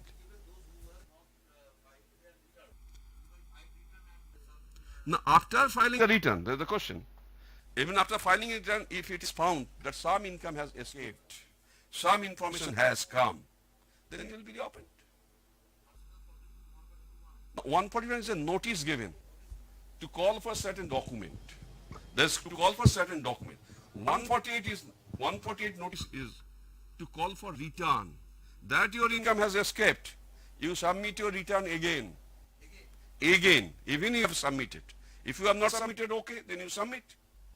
And you have already submitted, then you submit another return on the basis of notice under section 48. Normally 30 days time is given to submit a return. And based on that, assessment will be made. Now the question is again, if the assessment is made based on information, 26As, 285BA or 25BB, 285BB, then what is the need of search? And even if there is a search, if any amount is detected, if any asset is detected, then how it will be assessed? The present position was, it was assessed on 153A and 153C. That is called search assessment. That was practically a block assessment for a period of 6 years. At a time, assessment was made. But these sections have been deleted now. Because once the information is available based on search or seizure, then it will be assessed based on 148A. That means it is also same. It is also similar to income escaping assessment. So there is no question of duplication. If you go by section 153A and 153C, there is a duplication. That will be avoided. That will be avoided. That provision has been deleted by this section. In case of survey, if anything is detected, then again the assessment will be made by these provisions. In case of search also these provisions. Earlier what happened? One is 148A, another is for search, 153A. So parallel assessment is going on. That was a complication that is now to be avoided. Litigation will be reduced. Similarly, if the litigation is reduced, in the income tax department there was a machinery for redressal of grievances. One machinery was settlement commission. If anyone wants to disclose undisclosed income to avoid penalty, prosecution, etc., one machinery was there, settlement commission, they will assess that income. Now because of this provision 148A, because whatever information is available in the hands of the department, based on assessment has to be made under section 148A, really section 147, that there is no question of settlement commission. So that commission now to be defunct. That should be abolished. That should, the settlement commission will not be there. And whatever pending cases, that will be determined by a group of people. That is called some officials, senior officials will be posted there, but the office will be closed.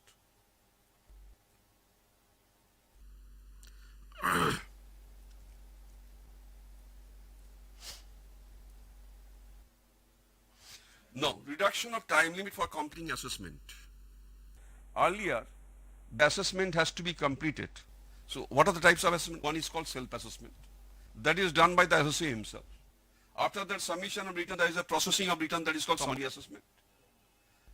After summary assessment, if any case is selected for scrutiny, that is your scrutiny assessment or base judgment assessment where there is no cooperation from the assessee, base judgment assessment. And what is the time limit? that summary assessment or base judgment or scrutiny assessment, 143.3 is the scrutiny assessment, base judgment is your section 144, and 143.1 is your summary assessment or processing of return. Now that has to be completed by 12 months. That was the position right now. Now that will be again reduced by 3 months. That means by 9 months from the end of the relevant assessment year, assessment has to be met. Assessment has to be met. That means for assessment year, say 2020-21, end of the assessment year, so you will get earlier 12 months means 22. Now it will be reduced by 3 months, that means by 31st December 2021. So for assessment year 2021, your assessment will be completed by 31st December. It was earlier up to 31st March.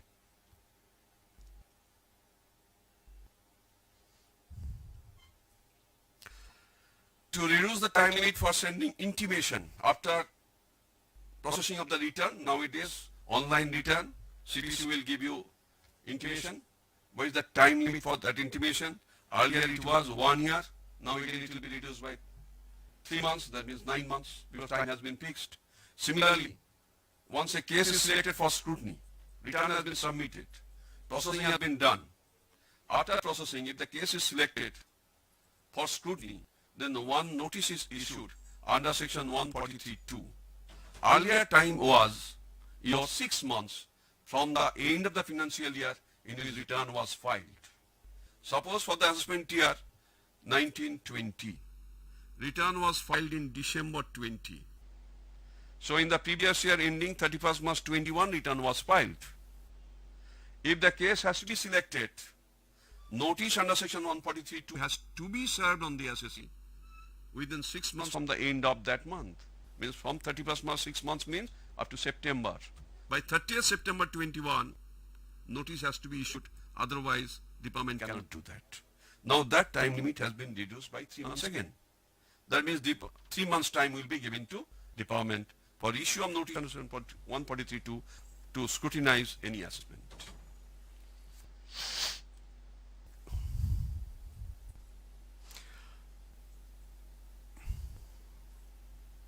One more question. TDS on purchase of goods.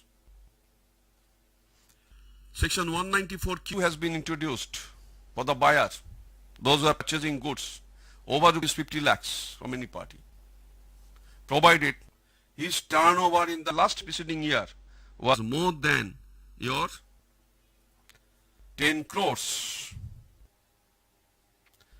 10 crores. In the last preceding year, turnover, if it is more than 10 crores, and in the current year if he wants to purchase more than 50 lakhs, then he has to deduct tax at source at the rate of 0.1%. 0.1% on the purchase price. That means before making payment to the seller, he has to deduct tax at source.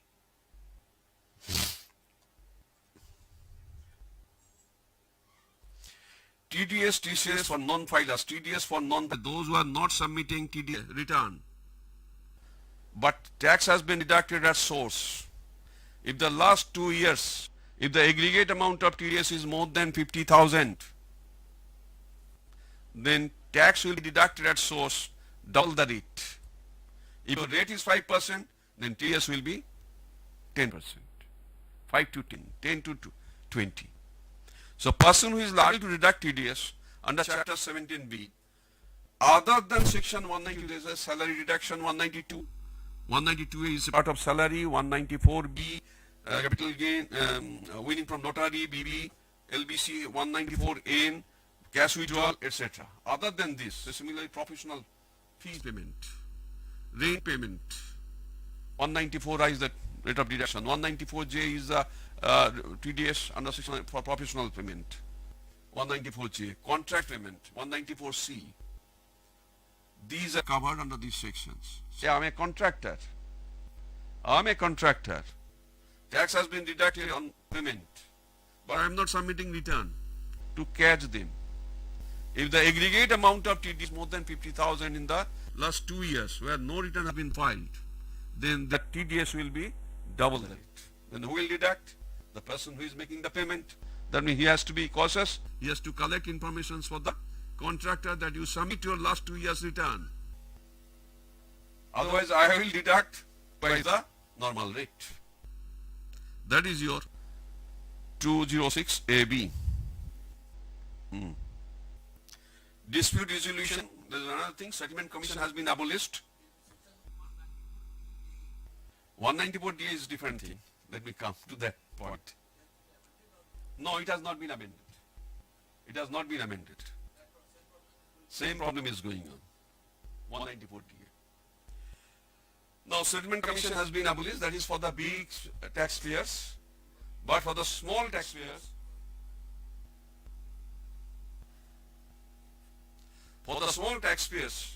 one machinery has been,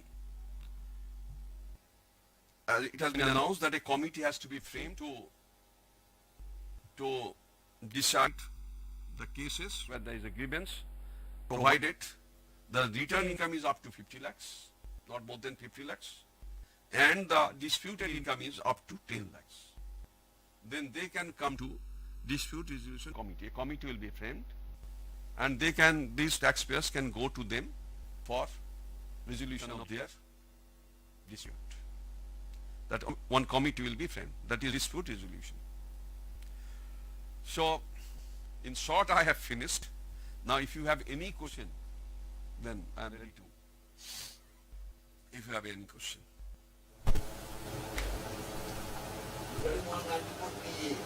194DA. Life insurance, maturity of life insurance figure. If it is more than 5 lakh, 1 lakh. If it is more than 1 lakh, then tax will be deducted.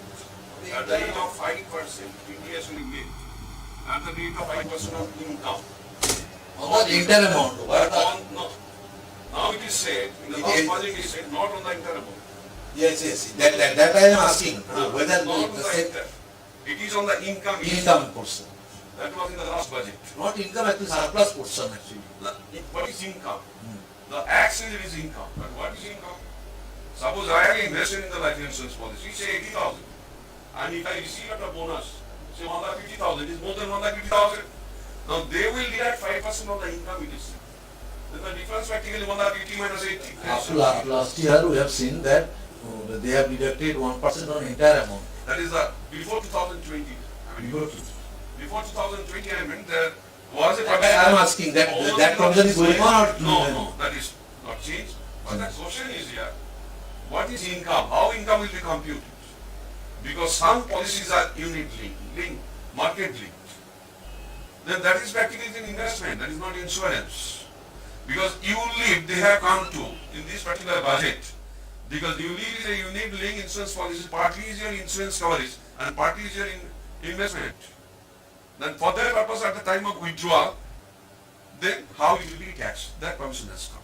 But in case of life insurance, then what will happen? It is a unit link. It is a market link, not unit link, it is a market link. Then what will happen? Because of 194DA it is not clear. Here it is said that 5% TDS will be made only on the income. And if it is a capital gain, if I think it is a capital asset, then a combination of capital gain is different. Because from sale price, from the redemption price, you have to deduct a cost. That cost means your index cost. But if it is other than capital gain, then the difference, there is other source income. There is a difference in other source income. So it is better way, other moment. It is the other source income, there is a difference you take as your income, then they are not obligated. They are not obligated. Department is not obligated. In case of life insurance policy, mind it. And regarding 43CA, 50 and 56 to 10, what you have told. Yes. It is a double taxation. Initially when this section 56 to 10, 56 to 7, initially it was 52 to 7. It was when it was introduced, it was also said, buyer also is liable to pay tax if there is a difference. Buying price and your stamp duty value, then the difference will be treated as income from others. What is the actual problem? Government of state government, they are fixing the stamp duty value. Now they are telling that the stamp duty value percentage will be less. But the thing is, the registrar has the power to raise the value. Yes, that is the problem. That is the problem. for affordable house, an individual will buy, an individual will buy a house for him. This is the basic need of a man, roti, kapra और मकान. ये तीनों होना चाहिए एक साथ में. तो उसमें stamp duty value they will pay GST, they will pay income tax. Yes. Okay. So that problem And is regarding income tax, it is double taxation. No. On one hand, section 43 CA, promoter is paying on the balance amount, and in the other hand, buyer is also. Buyers responsible. They are all taxation, not all. Initially, when this section was introduced, that provision was there, and in the very instant, the next year, that section was deleted. Again, it has been introduced. Now, double taxation is coming, but only solution is that suppose your buying price is 50 lakhs, stamp duty value is 90 lakhs. You want to buy that, so you are paying your stamp duty extra, then you are buying. But for the purpose of the income tax, the difference will be as income from other source. Then what solution lies with you? Only solution you can irritate people that is income tax office. Before purchasing, we should give an intimation for valuation of the property. Yes. You can irritate people that is officer. My question is, sir, this notional income cannot be adjusted with any other expenses, as because it is notional. Yes, notional. Like, then it should be computed separately, totally separate. it should be computed separately, it should be treated as income from other source. Only solution, if you want to buy it, you cannot wait, so you cannot register to the registrar. If you register to the registrar, then he can reduce it, then no problem. But if he doesn't reduce, you have purchased it, then only solution you can go to the assessing officer, go. What is the practical problem? If government of West Bengal or other state government, how they fix the valuation? Yes, that we not know. Yes, I know it. That we not In one that number, if there are several plots or several houses are there, in one that number, then which one was the highest price? That price will be taken. That price will be taken. Like municipal valuation. If you are A plot of 10 feet away from the main road and a plot on the side of the main road, value is different. that will be different. It will be different. The main road are inside. That should be different. Then only solution. That number is same. That number is same. Only solution is in that situation. You can irritate the assessing officer. Then the assessing officer will defer the matter to the departmental valuation cell. They will assess the fair market value. If it can be reduced, then okay, we will get the solution. Otherwise, we will have to.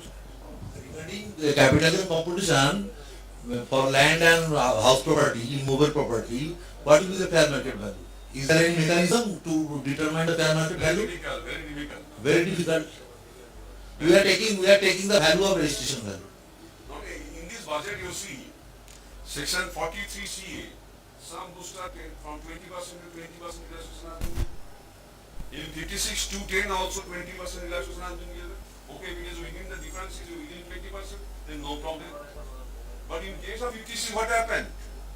I am buying one flat. Yes. Okay, I am getting, but I am selling for money. I need money. I am selling my property. But I am not getting the benefit. I am within that 5%. That has not been changed. I pay now 20%. That should happen. That should happen. When 43C has been changed, when 56.2 has been changed, this is 210. But in case of 43CA, that benefit has been given to up to for a particular month, few months, up to June. Now it is February, March, April, May, June, 3 months. That means actually booster given to the promoter. To the promoter, not the general public. Not the general public. Okay, so anything more? Any question? So all are tired. I am also tired after 6. Yes, any question?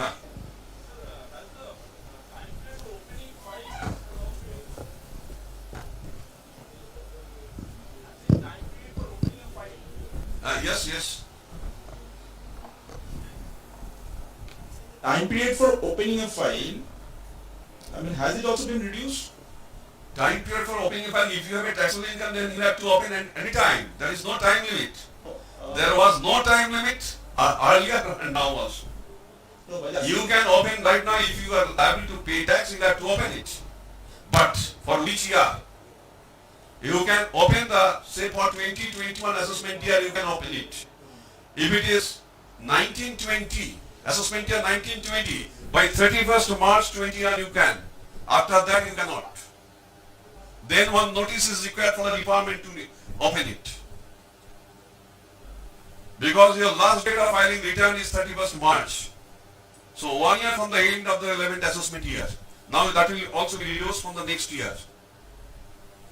So 1920 assessment year can be opened, but prior to that, no. Section 147, income estimating assessment, I could not file return. 147, not 142 one. 147 is the income estimating assessment. So you have to write to the department, that my income has escaped, my income is taxable, I want to pay tax, you will give an opportunity to submit return. Then they will issue a notice under section 148. On that basis you can submit return. So prior to 2019-20, you cannot submit return voluntarily. Maximum 1920 right now. That is available up to 31st March. Any more question?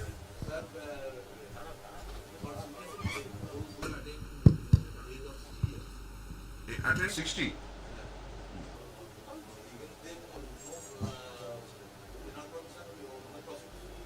No profit? No? No. Proceedings will be initiated. Yes. Regarding 75 years of age, those that people now the condition is the pension income. Yes, I know. But the question is whether all the must have set. There is no problem. Tax has to be paid. That will be deducted by the banker. But by that banker only. They will give you some form. You have to fill up. That form will be specified subsequently. What are the information has to be given? Hello.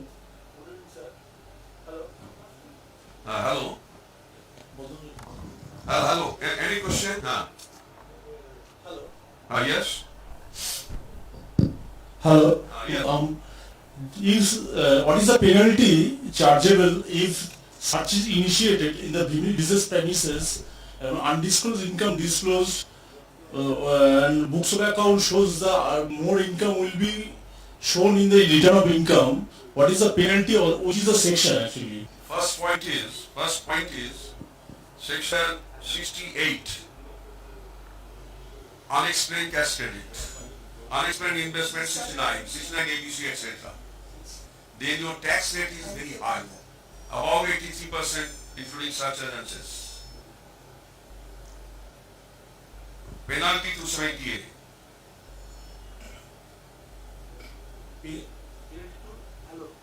That depends upon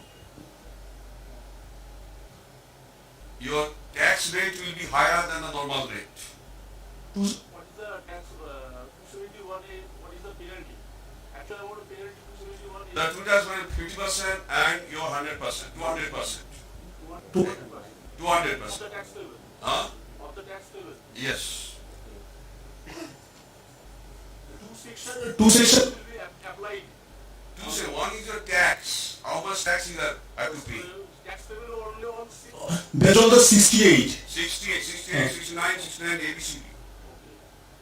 All these sections, because in case of a search, if any asset is detected, then the value of such asset will be as your undisclosed income, and on that your tax rate is higher than normal rate. Tax based on the 68, 200% will be charged on then the question is penalty different for concealment. Okay. One is tax, then is the penalty. 140. Who will sign the return? 140 who will sign the return? 148, yes. If I disclose my previous income, what is the Normal rate. That is normal rate. That is not. That is not your cash credit or unexplained investment. All these things. Sir, I want Yes. me to say, there is 75 and above, if they have the only pension and interest income. In one bank, in that particular bank, Okay. from where the pension is. Okay.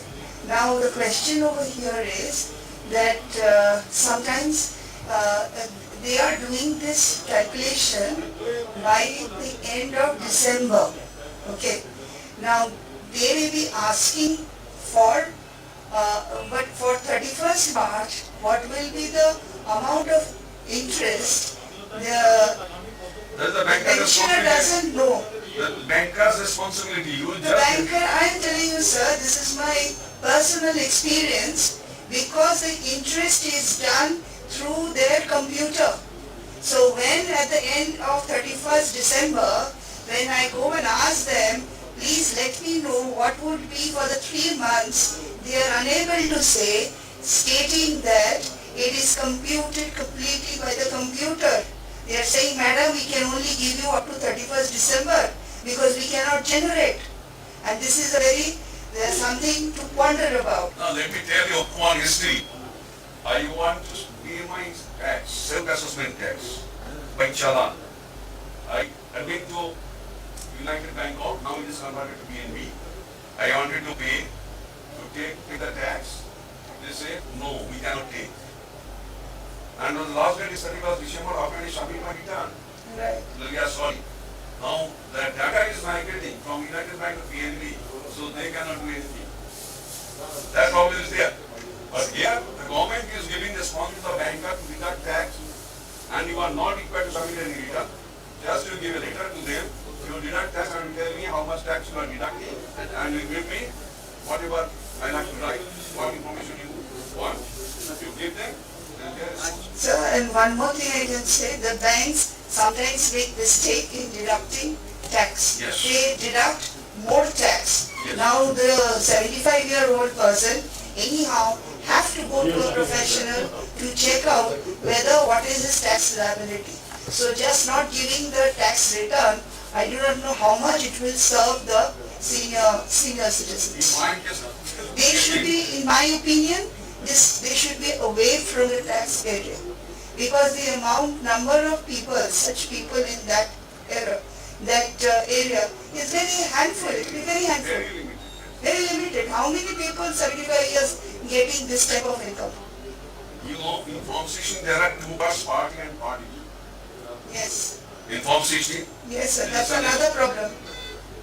When you go to the banker, they will give you part B if it is possible. Part A they will not give. No, they're giving part A, but they're giving a different number in part A, Yes. and it is a mismatch between part A and part B. Still they cannot rectify. There are It has happened not in the other banks, State Bank. I met managers several times. I given them several emails that you give me part A and part B, both how much tax has been deducted because it doesn't match with your 26 years. That is the problem, sir. They are not having proper tax professionals in the banking sector. So persons who are having 75 years or more, very limited. And Very when they are limited, they can maintaining just only waive one them. bank account, if they are maintaining only one bank account, then their income is very limited also. You Yes. can see that. So it is better, ठीक है छोड़ दो लोग. They are not required to pay any tax. That should be better. But unnecessarily they have given a provisions and some complication will arise. Nothing else. This and what you And have the said, 75 years people when go to the bank, then they will have. they are being harassed. Even now they are being harassed. Because that under section 80 TTB, that 50,000 is a limit for exemption. But if they don't give it, 15 That's each. how maybe it has been given to the. No, what I'm saying, if that exceeds, then they have to give 15 each. If they aren't able to give at this age, they have to give, timely go and give. They can't give it beforehand also. They have to give within what the bank wants. Then only they will give. Yes, otherwise they will not accept, and they will smartly deduct your tax. This is very unfair. To get the refund, if tax is deducted more, then to get the refund, then you'll have to submit the return. And then I believe the bank should have And one time has set. cost. Sir? Then you cannot submit the return normally. Right. In fact, problem will start. the bank should have a separate cell of income tax details, disputes or whatever, any which they have to give it to the customers. Otherwise, the bank professionals are not well versed on income tax.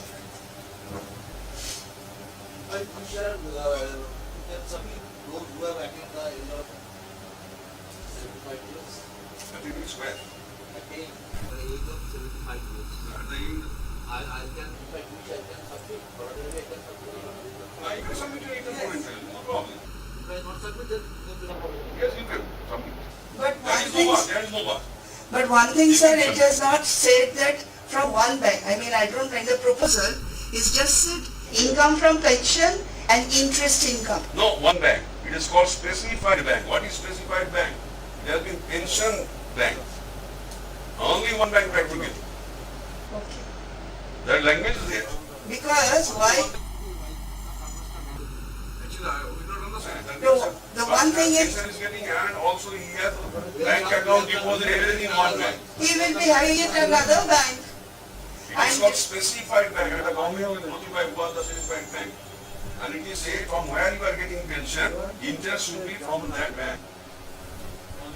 And that also, sir, sometimes the pensioner, when at the time of retirement, he was in some other place. After Okay. retirement, he made a house. Yes. He shifted some miles away. So automatically, he can't go to that branch.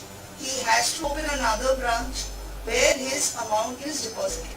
So automatically, most of the pension holders, you will see, they will have at least 2 to 3 Let me give you a accounts. practical example. Now it is the rate of interest very low. Yes. In case of senior citizenship, interest is high. But under the senior citizenship, you can deposit maximum 50 lakhs. Right. Now if you want to deposit in others, some of the post office you may get more in Yes. some account. If you deposit the LIC, you may get, that is also risk bima. That where you can deposit 15 lakhs. That means in two places you have deposited, you get some more interest. Correct. Then this issue is not happening.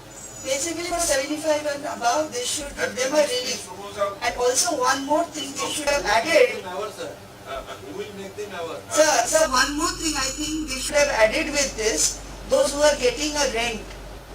Many people we just see getting a rent at the also. age of this age, they may not have the pension Yes, benefits. yes. So they may be having some rent, Yes. rent income and interest income. They should have also, Technically government and some limited very limited. Pension, how many people gets? What is the average life in India? 70 I think. 70. I mean, No, average life. oh, 70. average life. 70 or 65. No, now it is like 70 years. or 80, not 75. Average life is Not 80. No, sir. No. in Japan. In Japan, Yes. then it is 70, maybe 80 70. minors in Japan. Maybe Wives 70. and for the female, it is 87. 7 years now. Yes, In Japan, they are very active. They live like till 100, over 100. Right. They are very active. So any question from any angle? So I'll be happy.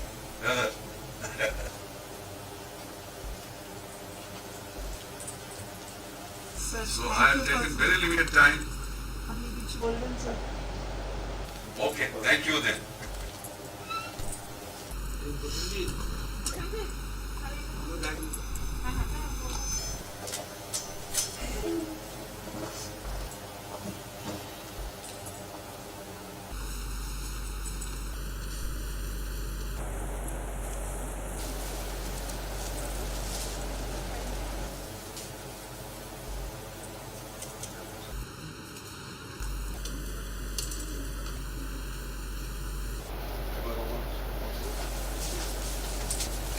Thank you. Thanking for your kind presence and for listening to our eminent speakers. And with this, we declare this section closed.